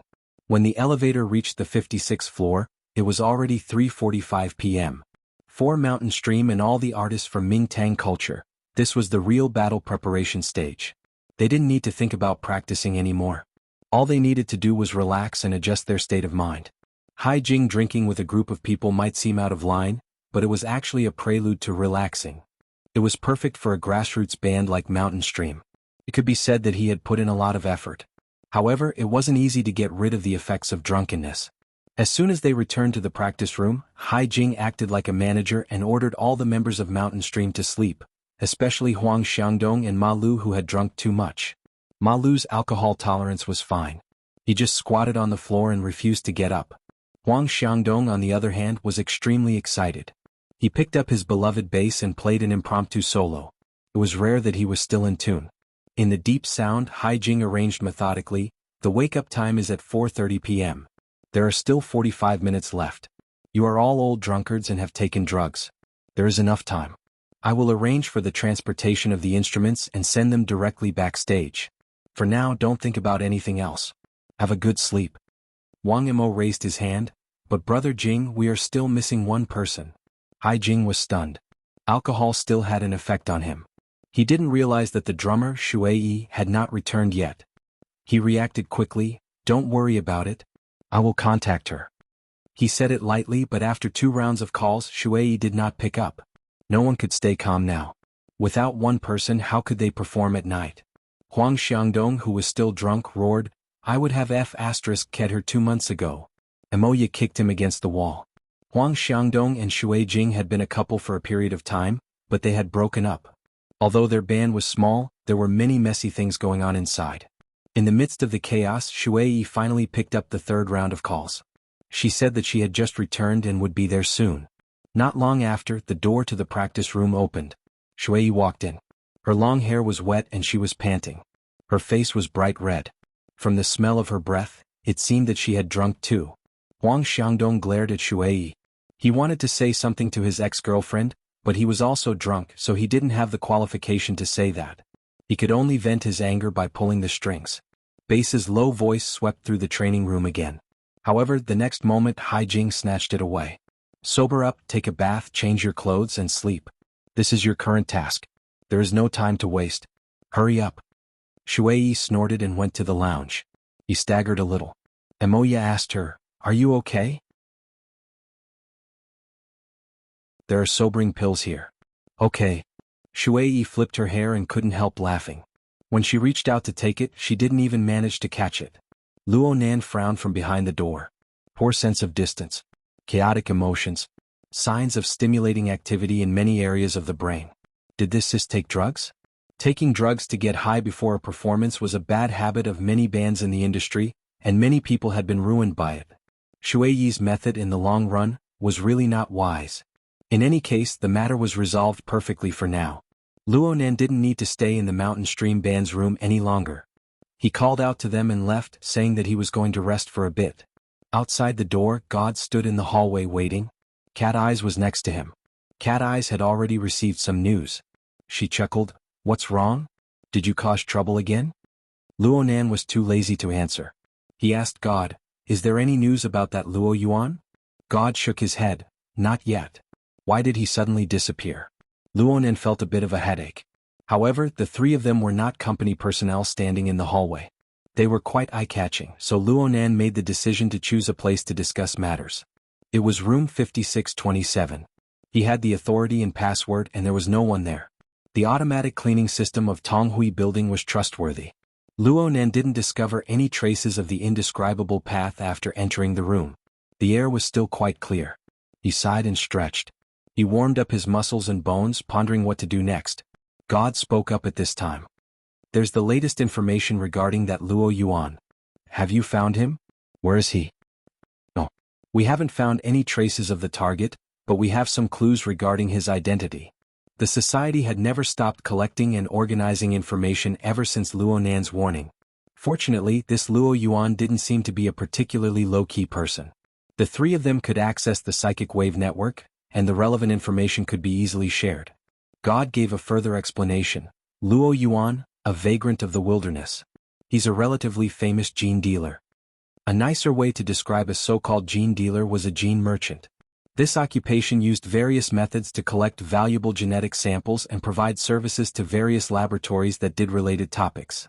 Their targets included relatively rare animals and plants, as well as various successful people in society, and even mutants and ability users. Cat Eyes sneered, "Dragons give birth to dragons, phoenixes give birth to phoenixes, and the son of a mouse can dig holes." This kind of thinking is quite popular right now. Many laboratories want to make some achievements on this path. It's a sunrise industry. Luonan was a bit puzzled. Since he's a gene dealer, he must be interested in some special genes. Who's his target? Cat Eyes and God cast their gazes over as soon as Luonan finished speaking. "Meh. Are you happy? If you're short on money in the future, you can make some money by selling genes." Luonan didn't know whether to laugh or cry. What's wrong with that? If he's really interested in my genes, can't I just pluck out a strand of my hair and give it to him? Or should I just spit on him? Also, he can go to the hospital. In today's society, genetic sampling was a physical examination program that existed from a young age.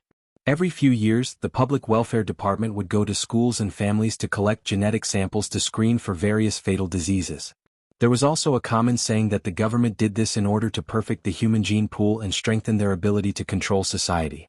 In any case, the genetic information of a citizen was absolutely no secret to those who had the ability. There was no need to go against the Xia City branch. Cat Eyes clicked her tongue twice and shook her head. "Boss, you may be young, but don't treat ignorance as happiness, okay? Have you ever heard of the limit gene? Is that a word you coined? I don't help the society take the blame. This concept is quite popular in the inner world. It involves the problem of the source of an ability user's power. There are quite a few people who believe that the source of an ability user's power lies in the strengthening and modification of the human body's original genes by their extraordinary abilities. The genes of the same person before and after their ability awakens will be different. Similarly, the genetic structure of the peak limit state will be different from the normal state. Although this theory doesn't have solid data to support it, many people believe in it. Therefore, many gene dealers are all perverts. Luonan felt a bit dizzy. "Where's the logic in your words?" God explained in a deep voice from the side, "A first-rate gene dealer is also a first-rate torturer. They use all sorts of methods to make their targets experience multiple states and stages. Finally, they are forced to the point of no return in order to obtain the most complete genetic sample. They can do this to mutants and they can also do this to humans. Therefore, being targeted by a gene dealer is absolutely not an easy thing to do." Luonan raised his eyebrows, but he didn't say anything. God reminded him a step further. Plus, from the current information, the so-called gene dealer is likely just a layer of cover. After all, his transaction records are far too few. Perhaps there are deeper secrets that haven't been exposed. The society is still continuing to investigate, but some information requires the use of headquarters authority. Right now they are still communicating. The latter half of God's words were suddenly cut off. Before this, Luo Nan and Cat Eyes had already sensed that someone was coming into the room. The outer door trembled several seconds later. Before the person entered the room, a voice was already transmitted in, "Don't worry about the rehearsal. We still have a long period of time. Young master, can't you just wait a bit?" The female artist laughed as she rushed in, still pouting coquettishly without end. She didn't pay attention to the environment in the room at all. But the three enormous figures in the empty room could be seen with a single glance. It was hard not to see them even if they didn't want to. The female artist was stupefied in place a second later. However, Donglu, who was behind her, clearly didn't wake up in time. He saw her body stop, so he wrapped an arm around her waist from behind. He moved up and down ceaselessly. "Oh my! I've always admired the body management of the artists under Mingtang culture." Donglu finally discovered the situation in the room. He had been stupefied for a record-breaking 5 seconds. Then he laughed mischievously. "So you guys are already here?" "I know. First come, first served. You guys take your time to play. You all understand that your tastes are quite heavy." In the end, even he himself didn't know what to say. He pulled the female artist away in a sorry state. Luo Nan stared at them the entire time. Even though the door was closed, his mental senses were still locked onto them. Cat Eyes cast a sidelong glance at him. "Hey, you're interested in that woman too? But her body management is really quite good. She practices at my place all year round. She can rank in the top 5. Luo Nan ignored the nonsense inside and asked, "Didn't you notice? That person seems to be..." "Oh, you're talking about Lan Lin?" "Yeah. She and Lan Lin were here this morning." "That's right." Cat Eyes wasn't interested in discussing this topic. She interrupted Luo Nan's words. "First-rate body management doesn't mean that desire management is equally outstanding. Plus, standards aren't the same in this circle. Speaking of which, your standards are quite conservative. You and Captain Gao should be on the same page on this point." Gao didn't react at all. It was as if he hadn't heard anything. Luo Nan's lips curled. His mental senses continued to linger on the female artist's body. The scene just now gave him a vague reminder. It made him think of a few things, but he was unable to grasp them for the time being.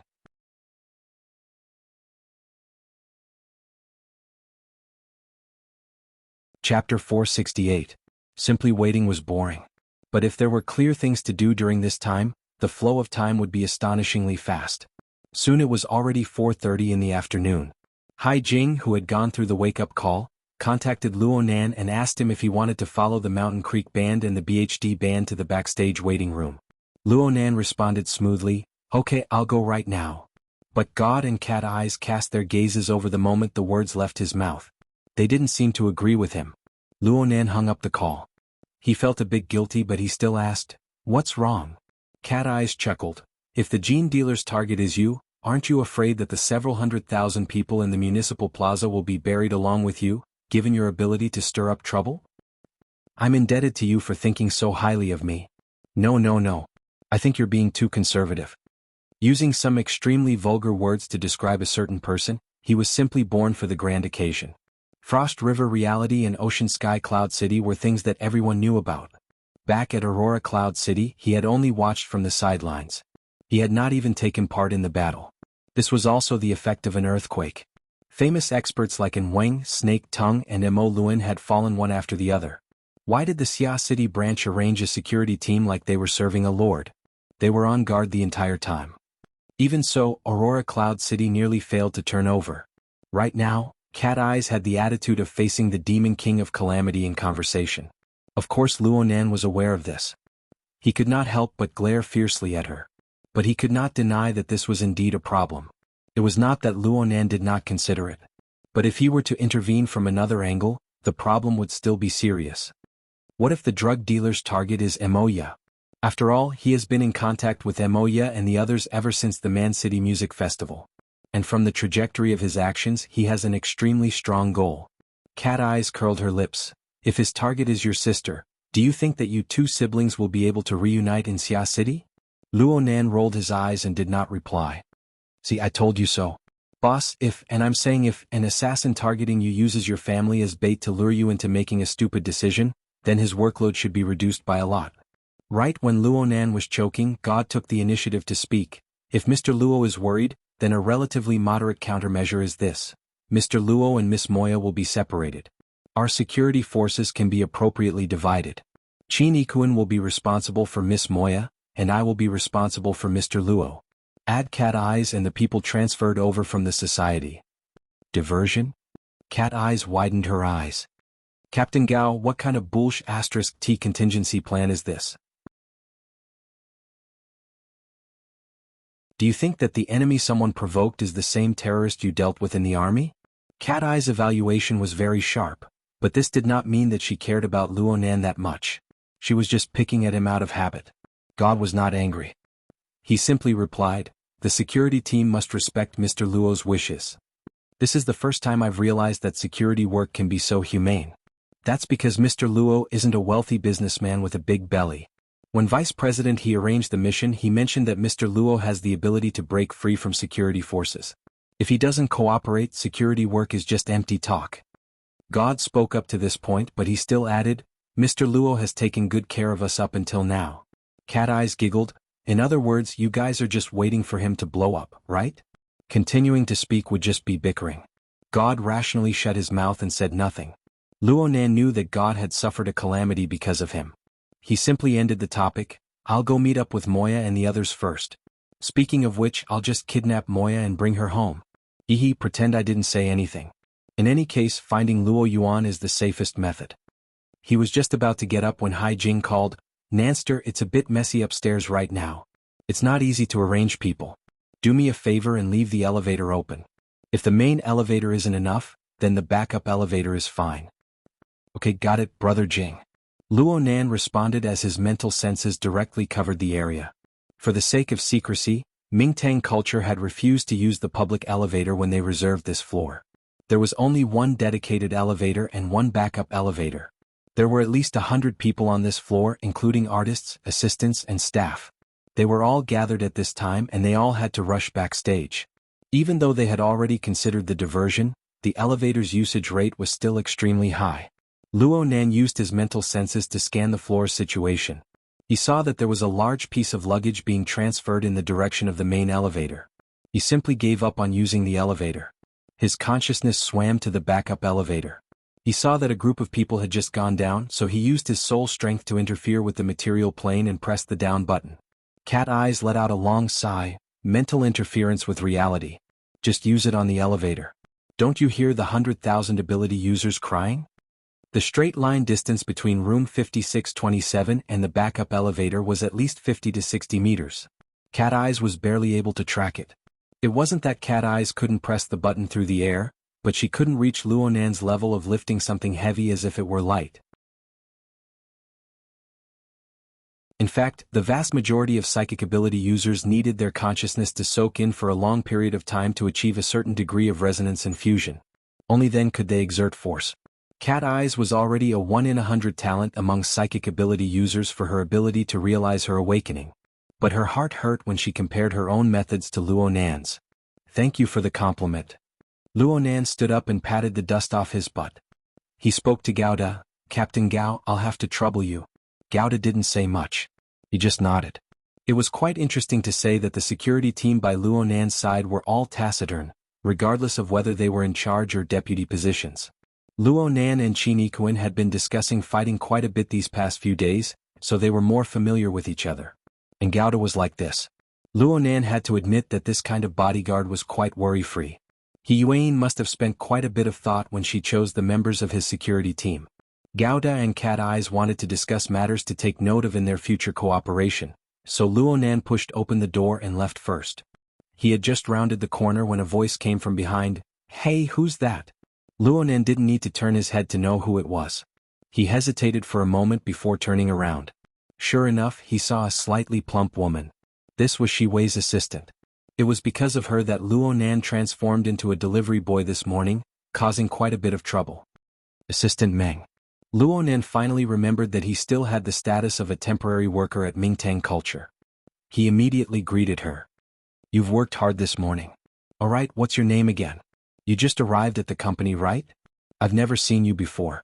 Assistant Meng's appearance was ordinary, but her personality was quite good. She wasn't the one who had Luo Nan run errands this morning. It was mainly because of Boss Wu. Luonan said his own name. It was this small delay when the door to room 5621 opened on the other end of the long hallway. The BHD trio walked out with backpacks on their backs. The three saw Luonan and Assistant Meng on the other end of the long hallway. Baiyu was the first to wave. It looked like the sun was shining brilliantly at first glance, but all of it shone on Luonan.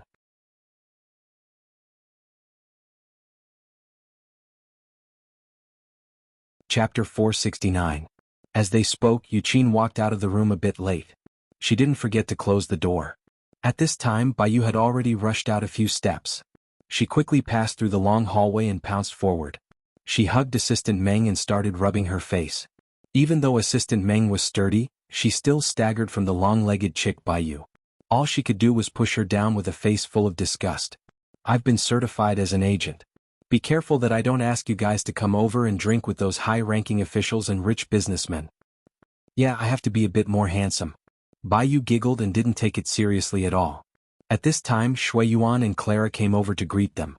Though they weren't as exaggerated as Baiyu, they were quite close to each other.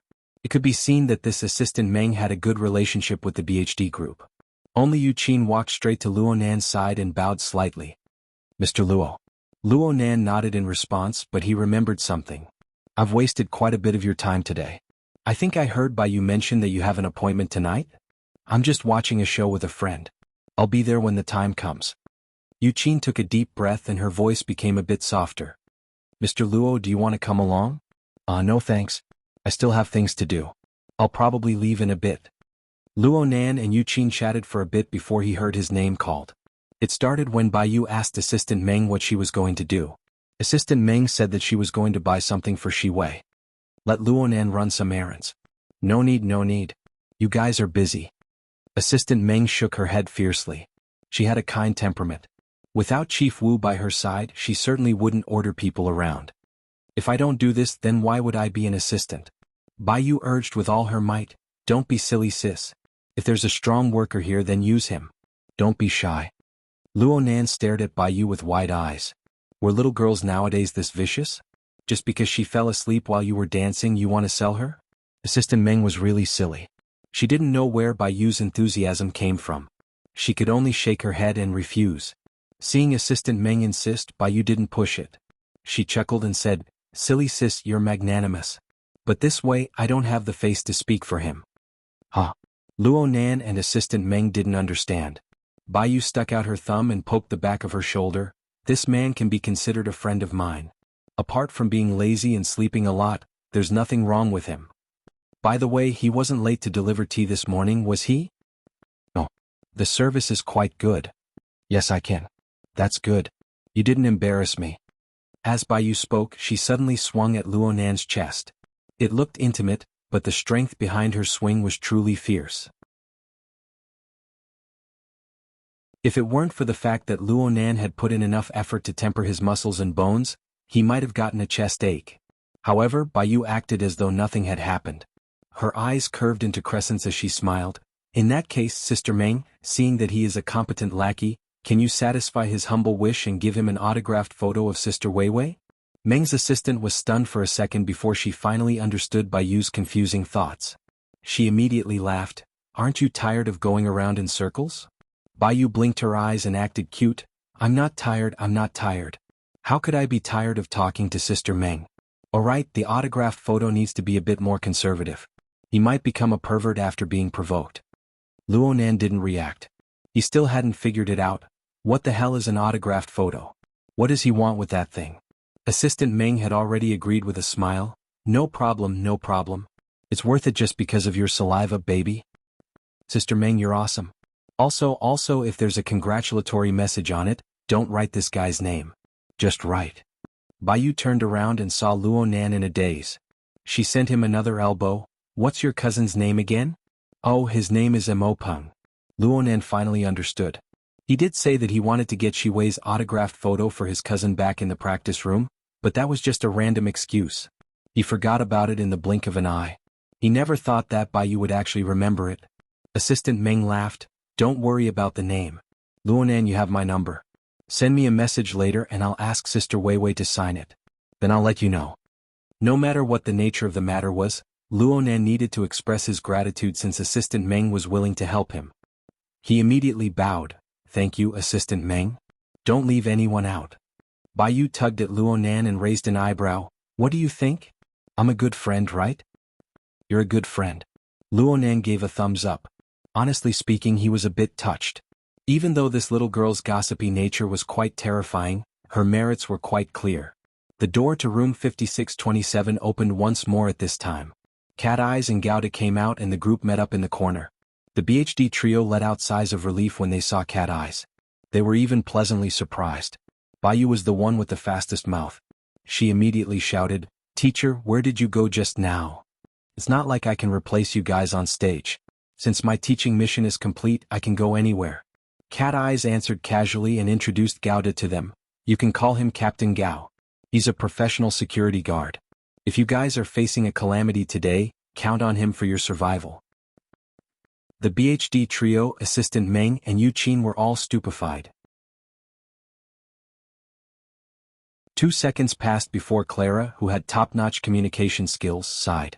She stuck her fingers into her hairline and laughed bitterly. Teacher Cat Eyes, I beg of you. We have a performance tonight. Oh, I wish you guys a successful performance. I wish you all the best. Cat Eyes beamed as she wrapped her arms around Bai Yu and Clara's shoulders and led them forward. The atmosphere was thrown into chaos by Cat Eyes' casual words. But Luonan knew that Cat Eyes was pressuring him, warning him not to go and cause trouble. Calamity? Should I clear my name or not? Luonan originally wanted to go to the Mountain Creek Band's room and meet Emoya face to face. But Emoya sent him a message a step earlier, saying that they had already left the room and that they could meet up at the elevator entrance. Okay, we'll head over first. Luonan responded. He didn't forget to remind Assistant Meng, let's go to the backup elevator together. The main elevator is currently transferring luggage. It won't be free for a while. Assistant Meng smiled and nodded. Before he could say anything, Bai Yu turned around and shouted, Did you reserve the elevator? I did. Then why aren't you guarding the elevator doorman? What if someone else takes it? The last wave hasn't even reached the ground floor yet. As long as you don't talk nonsense, you'll definitely make it. Bai Yu wasn't polite at all. She turned around and sent another hammer swing, but this time she missed. Playing around with a beautiful young lady felt pretty good, but Luonan was destined to not have much leisure time today. He had only walked a few steps when he received another message from Peony. Perhaps it was because Luonan had seen through Peony's drunkenness today, but this elite woman, who always had her own opinions, no longer needed to put on airs. She would look for Luonan to communicate with whenever she had something to do. This time she simply came to complain. Trigate security has been investigated. All monitoring work has been banned. The Xia City branch. You know about it, right? Oh, the Wilderness Explorers Society. You know about it? I'm talking about the Xia City branch. They've made a big scene. I don't know what's gotten into them, but they didn't hesitate to mobilize their military and political connections to take over all security work around the municipal plaza. They're sifting out sand right now. Really? Luonan subconsciously turned to look at God when he heard this. He inquired through the mission window of the psychic wave network and confirmed that it was indeed the society's handiwork. Why is it so big? It's an order from above. I don't know the specifics. The short conversation on the psychic wave network ended. It was hard for Luonan to not feel a bit guilty when facing Peony again. He grunted a few times in agreement, practicing all the tones and words he knew. In the end, he feigned concern. The search work has been stopped? Definitely. Communication will take some time. However, we're still investigating the social connections of the target. We've made some discoveries. I've already sent the real-time information to the cloud space. It will be continuously updated. You can look it up at any time. A call came in just as they were talking. Peony swept a glance and picked it up in the first instance. Through Ink's perspective, Luonan could see the lines between Peony's brows and eyes curl. Her originally free and easy charm instantly turned exquisite and gentle. How are you? Are you in a good state? Hey, is it appropriate to multitask? Luonan felt that he had fallen into an awkward state of being miserably ignored. He was just thinking about whether or not he should end the call. A group of people had arrived outside the spare elevator in the office building. On the other side of the corridor, Hai Jing and the Mountain Creek Band came over with bags of various sizes. The two sides just happened to bump into each other. On the other side, Emoya was also on the phone. She was probably talking to a friend. She was chatting enthusiastically with a radiant smile. The sister and brother just nodded their heads in greeting.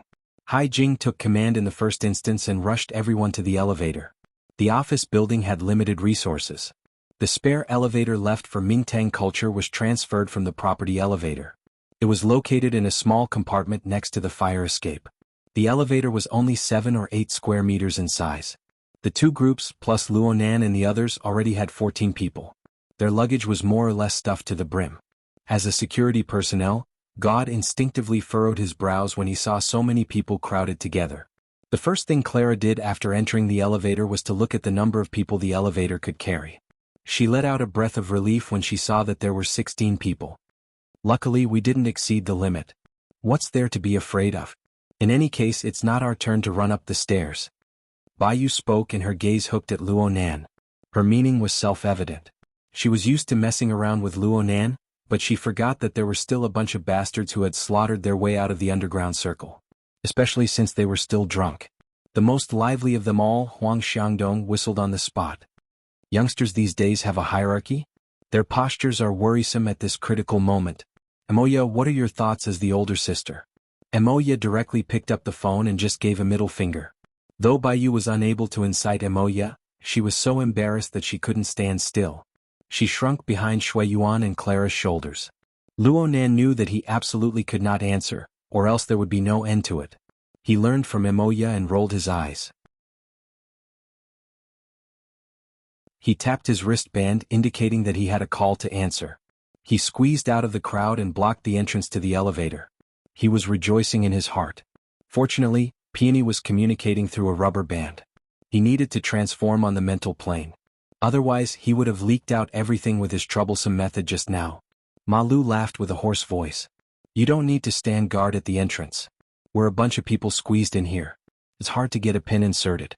Whoever comes over will have to obediently line up. Come over and chat with Uncle Ma for a bit. I'll teach you a few moves. A certain person forcefully raised his seniority, immediately drawing a wave of hisses. But the heat in the elevator was really stirred up. Perhaps this was a good sign for tonight's performance. Luonan ignored this group of people. He leaned against the door frame and downloaded information from the cloud space. He felt a silhouette approach him as he was operating. The silhouette leaned against his side, but the silhouette had no intention of communicating. Luonan turned his head to look and greeted politely, Sister Shui. The person who came over was the drummer of the Mountain Creek band, Shui. She liked to use the Tesla coil to enhance her visual effects during her performance. She had the title of Electro Girl in the underground circles. As for whether this was a compliment or a derogatory one, it was up to the individual to decide. Shui crossed her arms over her chest. Her eyelids drooped and she looked a bit sleepy. She was incompatible with the impassioned mood in the elevator, and she ignored Luonan. Luonan didn't find this strange. People who took drugs couldn't be judged by common sense. As long as this person didn't delay tonight's performance, it wouldn't be a problem. He went straight to look at the downloaded information. There were a total of 5 people, including the new monitoring targets from before. They were all around 20 years old. Looking at their respective social relations records, they were quite normal. They were about the same age as their peers. If Luonan were to ponder over the densely packed network of relationships by himself, he would probably die from a headache. Fortunately, Peony had already organized the information beforehand. She marked out the most crucial information. They are all paid VIPs of the Sky Street community. And they are all very active in the private section, Xingmeng, which requires referrals. Sky Street? Where have I heard of this name before? Luonan recalled as he looked at the annotations. Peony's description was on it.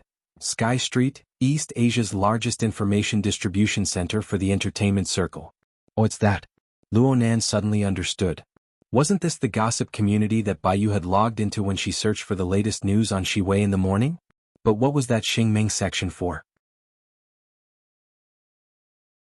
Professional questions needed to be consulted by professionals. And the person with the highest level of gossip was undoubtedly Baiyu. Luonan turned around and waved at Baiyu. However, he really looked down on the heckling ability of the other people present. Huang Xiangdong felt that he hadn't caused enough trouble earlier. He shouted loudly when he saw Luonan. Hold on. Nanster, who are you recruiting this time? It doesn't matter. Say it out loud. This place is chaotic. Manager Hai can't hear you clearly. Luonan couldn't say much under these circumstances. Bai Yu didn't dare to stick her head out. She was embarrassed to the extreme. All right. Everyone calm down a bit. Hai Jing felt that if they continued to make a ruckus, something would happen. He forcefully interrupted them. He saw Luonan's helpless expression, so he asked casually, "Nanster, is there something you need?" Fine. Everyone present was a professional anyway. He just asked directly, "A friend asked me to ask what the main purpose of the Sky Street Community Xingming section is? Can someone with the authority to say it?" The elevator went strangely silent for a moment when these words were spoken.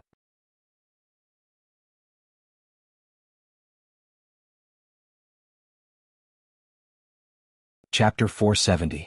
Luonan knew that he must have said something wrong, but he didn't know where it was wrong. As he looked around, all he could see were the rock and roll fans whistling and laughing. Bai Yu, Shui Yuan and Clara were all avoiding his sight. Emoya also stopped the communication, a helpless expression on her face. Oh, there was also Cat Eyes. She had a typical mocking expression on her face. It seemed that she also knew about the inner workings of the game. If he had known earlier, he would have asked her.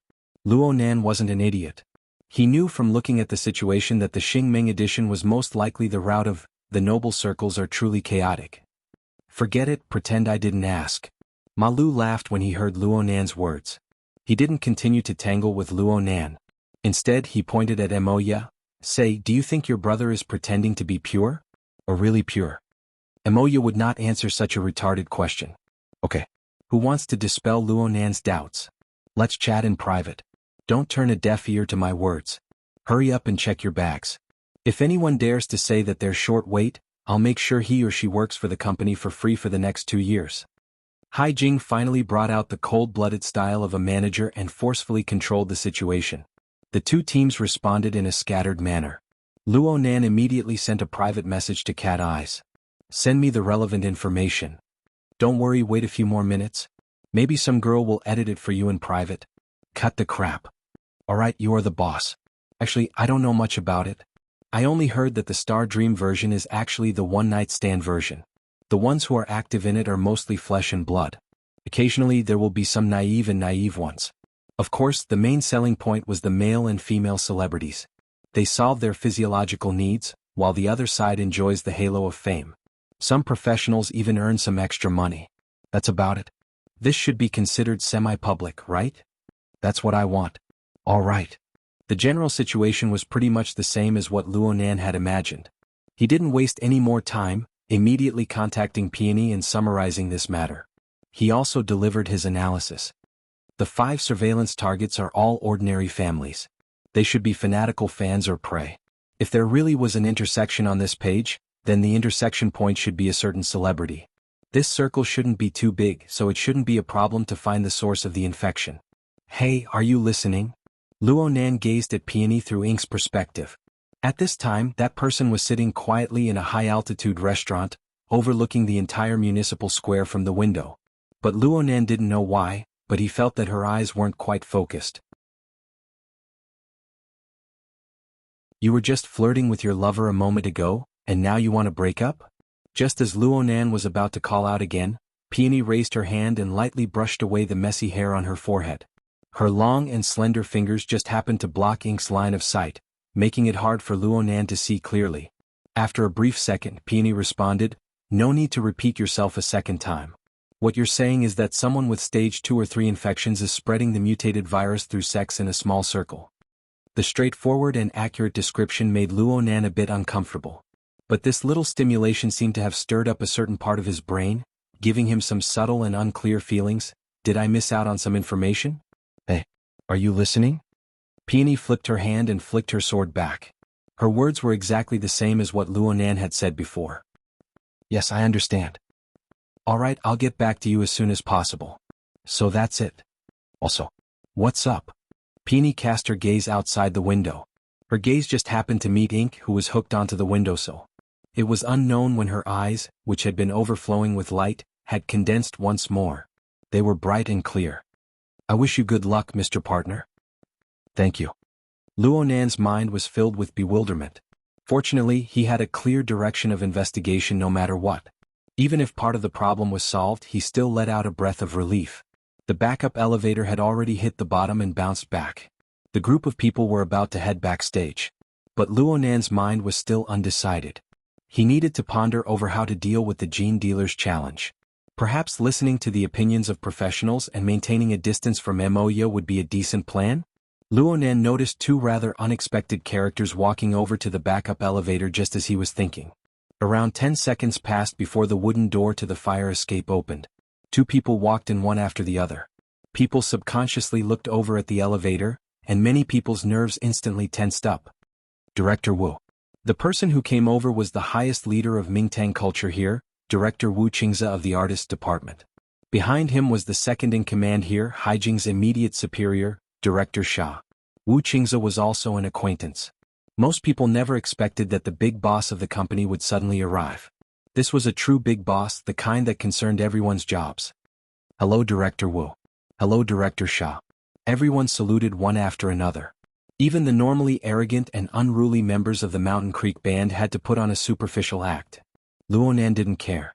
He just followed the crowd and lowered his head. But Director Xia, who had just passed by him, instinctively returned the salute when he saw Luonan like this. He nearly bent his back. Luckily, not many people noticed. Director Wu noticed that the composition of the people here was quite complicated, but their attitudes were quite amiable. He immediately found Cat Eyes. He nodded with a smile. Teacher Cat Eyes has come personally. Thank you very much. Of course, he didn't overlook the uniformed god. When he found out that it was the building's management, he greeted Assistant Meng rather politely. In the end, he greeted Assistant Meng out of respect for Shi Wei. As for Yu Qin, she was quite close with the BHD group. She was also young, so Director Wu ignored her. No matter what kind of attitude he had, the entire elevator room underwent a transformation with him standing there. The originally chaotic concept of hierarchy suddenly became clear. Under this subtle force, the person with the highest status undoubtedly enjoyed the position closest to the elevator door. Director Wu was unobstructed all the way to the very front. Director Xia and Haijing stood to his left and right, talking about the progress of their work and so on. As for the others, they mostly used eye contact in place of verbal communication. They would only raise their hands to cover their mouths and whisper to each other intermittently. No matter what, they were unable to return to the atmosphere from earlier. Luonan used his all-encompassing mental senses to take in everyone's expressions. He found the subtle psychological changes quite interesting. But soon, he felt the gazes of others observing him. Luonan raised his head and discovered that God was looking at him with a subtle expression. Cat Eyes was even whispering to him. Look, it's quite abnormal, right? What are you chattering about behind my back? We're talking about how we can serve you, boss. Speaking of which, on one side you're the boss enjoying star service. On the other side you're the little brother, bowing and scraping to others. How do you switch between these two modes at will? Are you schizophrenic? Or are you role-playing? Aren't you having fun? Luonan was speechless. The two circles were different. One was another. This was very normal. How was he schizophrenic? Sure enough, most patients are unconscious. What do you think, God? God didn't want to get involved in this matter, but he hesitated for a moment due to professional considerations. He still communicated through the psychic wave network. Mr. Luo, it's best if we completely control the situation. Don't let any unexpected situations occur. Before he could finish speaking, a new situation really did occur. Oh my, there are a lot of people here. Luckily, there are even more beauties. There was only one person on this floor who could be so pompous and frivolous. 2 seconds later, Donglu entered the elevator with a swagger. Old Si followed beside him. This young master, who the vast majority of people were unfamiliar with, entered. Admittedly, he was quite eye-catching, but the vast majority of people were peeking at the number of people the elevator was carrying. It looked like this wave really couldn't go down. Baiyu and Clara were quite alarmed. Could they really be jinxed?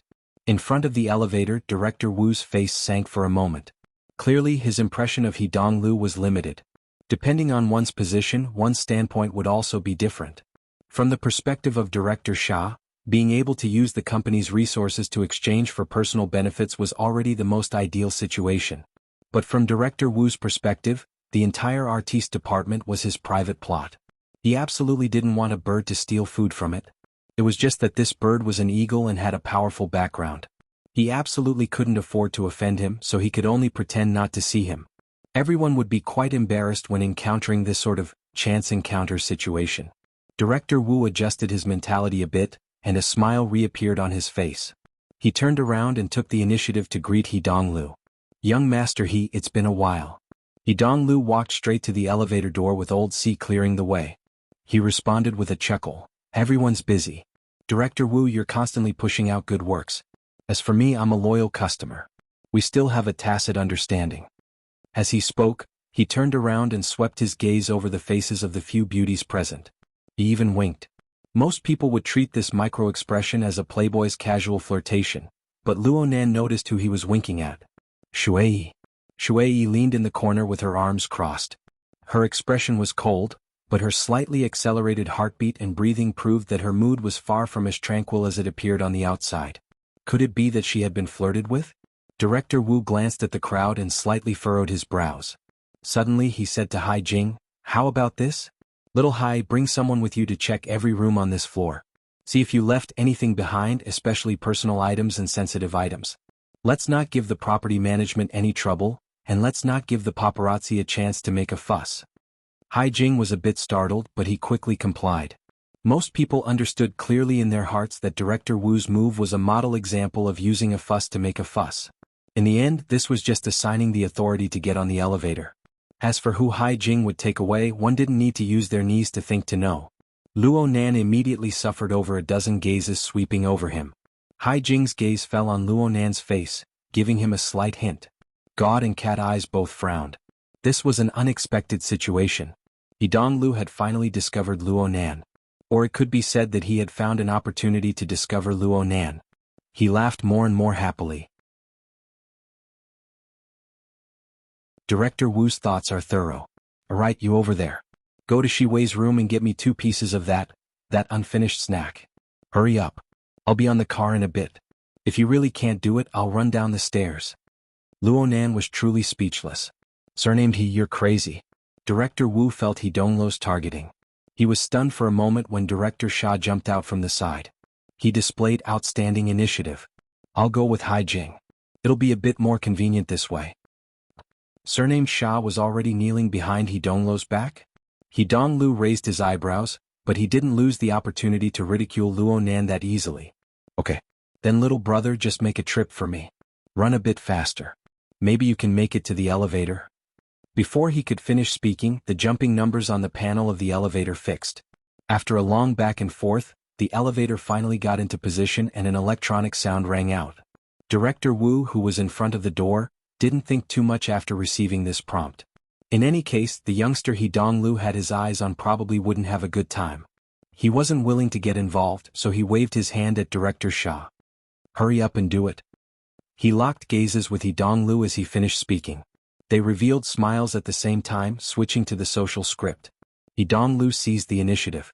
Director Wu, please. Young Master He, please. Director Wu, you're the host. You. Or is it Young Master He? Young Master He? The metal door closed to the side. It was like a flipped script that stretched the camera, causing the scene of the elevator room and the elevator car to blend together.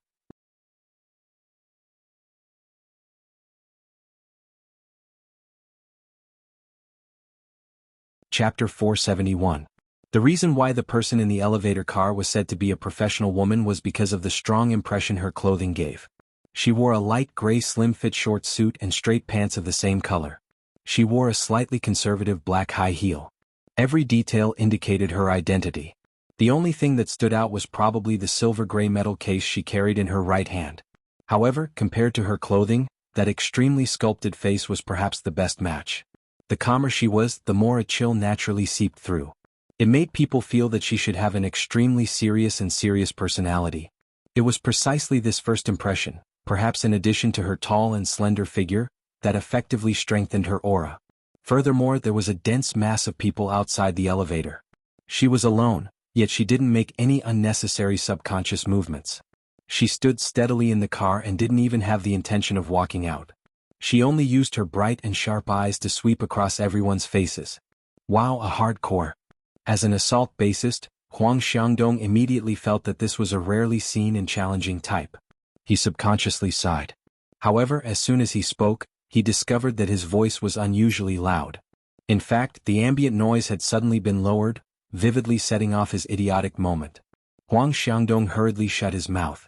As his voice faded away and lacked a follow-up, some kind of silent power surged out like a formless dark cloud, instantly covering the entire elevator. In that instant, the whispers that even Director Wu couldn't avoid after coming over were completely erased. Director Wu, who was standing at the very front, was a little stupefied. Silence made people even more sensitive. In this strange silence, he suddenly discovered that there was a problem with his own reaction. He didn't know when, but he had turned his face to avoid the professional woman's gaze. Also, his body had moved to the side. He was an executive of Mingtang culture. The 56th floor was his company's exclusive floor. He was undoubtedly the head of this place. But what he felt right now was like 2 years ago, when he had welcomed Madame Halder from the Castle Financial Group. That cold capital tycoon, facing a group of overly enthusiastic and noisy company executives, had used only his eyes to shut everyone up. What the hell am I thinking? Director Wu suddenly snapped out of his daze. He felt that his current reaction was mysteriously awkward.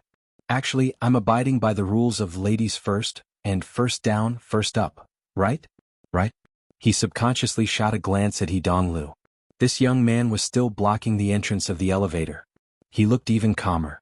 But what was with the abrupt interruption just now and the shrinking of his shoulders and chest now? Inside the elevator, the professional woman's gaze also fell on He Donglu's body, but also somewhat deviated. Before he could figure out where the focal point was, he heard an electronic beep. It was the beep of a different elevator, followed by a bang.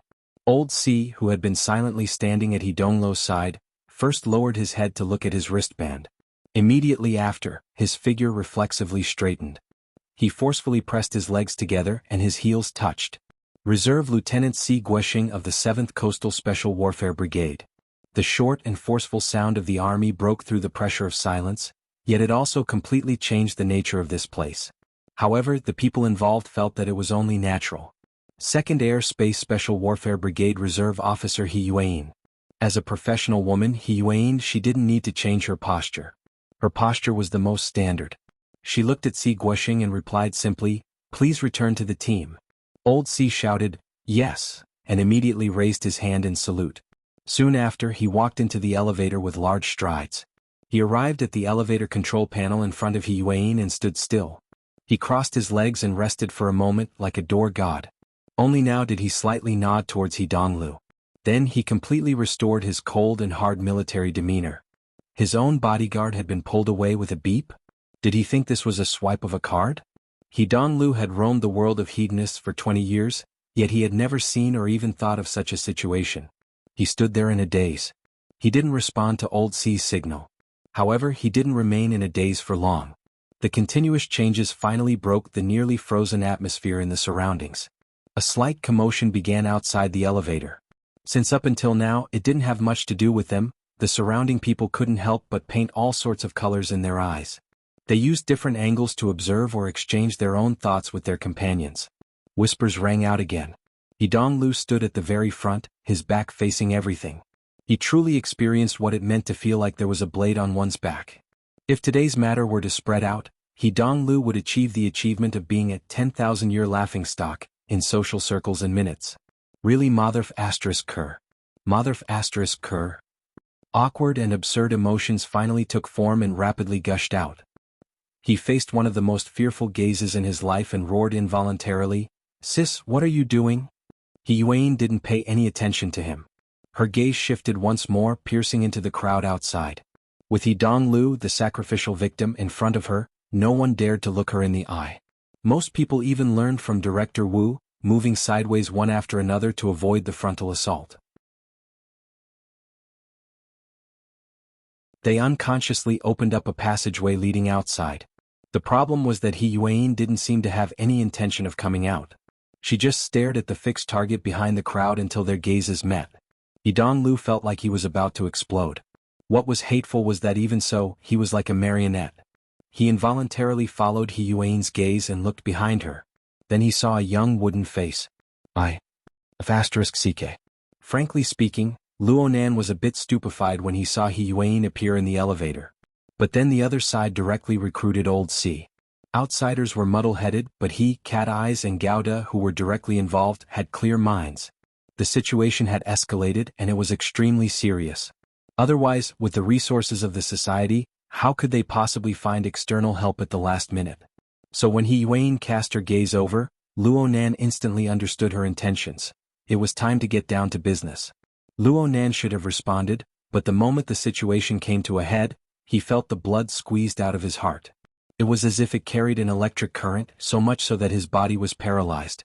Correspondingly, countless electrical signals and chemical signals were transmitted and changed within the neural network. When these complex and subtle stimuli were integrated, they formed a relatively clear emotional color. Among them, the majority were actually restlessness and resistance.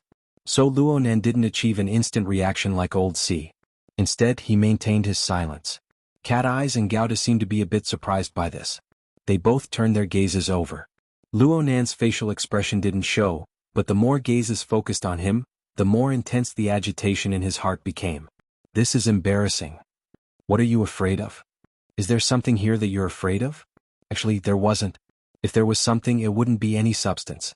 It would be some sort of metaphysical thing. Luo Nan's attention shifted slightly to where Moya was. Even without using his eyes to observe, he knew that his older sister was observing He Yuan.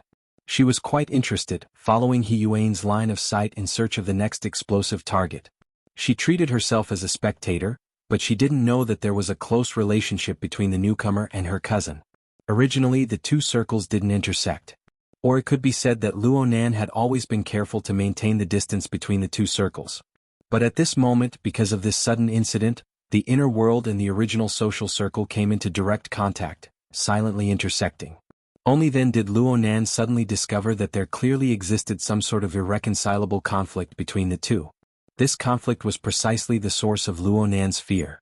There should be a deeper meaning to this, but Luo Nan was unable to make sense of it in a short amount of time. He only knew that he had to make a choice. It wasn't up to his heart. He had to consider many things. Since this was the case, the answer was actually placed right before his eyes. Perhaps the moment He Yuan opened her mouth was the beginning of the collapse of the rhythm of life that he worked so hard to maintain. Luo Nan couldn't refuse, but he also wasn't willing to take the initiative to break it. He could only listen to the arrangements of fate. Outside the elevator door, He Donglu had enough of this treatment of being completely ignored. He turned his face to face He Yuan. He was so angry that his hands were already trembling a bit. You really think of yourself as a secretary? I'm your little brother? Excuse me? He Yuan's eyelids were slightly drooping in the elevator car. She temporarily cut off the gaze that had a clear direction. When she opened her eyes again, she walked straight outside, pushing aside a close blood relative who was blocking her way. Old C followed in silence. He Donglu staggered outside, and the people behind him split open like waves, causing the already faintly forming passageway to become even wider. As for the end of the passageway, it was still a bit blocked. Luo Nan was right there. He Yuan walked past Director Wu's position in 2 steps. Her feet didn't stop as she quickly gave instructions. The security bureau is working. Send 2 people from your company to follow. If there's anything you need, please cooperate. Damn. I finally understand what's going on. Director Wu still had a bit of doubt in his heart, but young master, he had called her sister twice. Even if he had doubts, he had to suppress them. He faced He Yuan's back and said, okay. Then he was a bit hesitant. Who should I leave? Director Xia had a flash of inspiration at this time. He volunteered once more, Director, I'll bring someone with me. That's fine. Talk less and do more. Keep in touch at all times. Director Wu's head was swollen from the series of matters. He also knew that this matter was related to the Security Bureau and that it was best not to blindly meddle with it. He was disinclined to think too much, so he agreed to Director Xia's suggestion. Then little Luo, follow me. Director Xia's gaze drifted over to Luo Nan as he spoke. He saw that Luo Nan's reaction was calm, and he knew that he had gambled correctly. He clenched his fist in secret. He Yuan just happened to brush past Luo Nan at this time. Gouda reacted quickly. I'm the building's property manager. Follow me. He Yuan nodded imperceptibly as she spoke. In fact, she was pointing at Luo Nan. Luo Nan let out a sigh of relief. He even had the time to give Moya a reassuring gesture before turning around to follow. Right after he turned around, his face inexplicably heated up. Yuan led the group of people through the safety passageway very quickly, disappearing from everyone else's line of sight. Most of the people in the elevator were still in a daze. Cat Eyes leaned against the door frame and scratched her chin. Hey, the reasons are so abundant. What should I do? You're tuning in to the Han Li's Wuxia Adventures YouTube channel. We're so grateful for your support, and don't forget to subscribe to join us on this incredible journey through captivating stories. Your generosity through donations truly makes a world of difference, as it's the primary source of revenue that allows me to expand and enhance this channel for you. Thank you from the bottom of my heart for being a part of this adventure.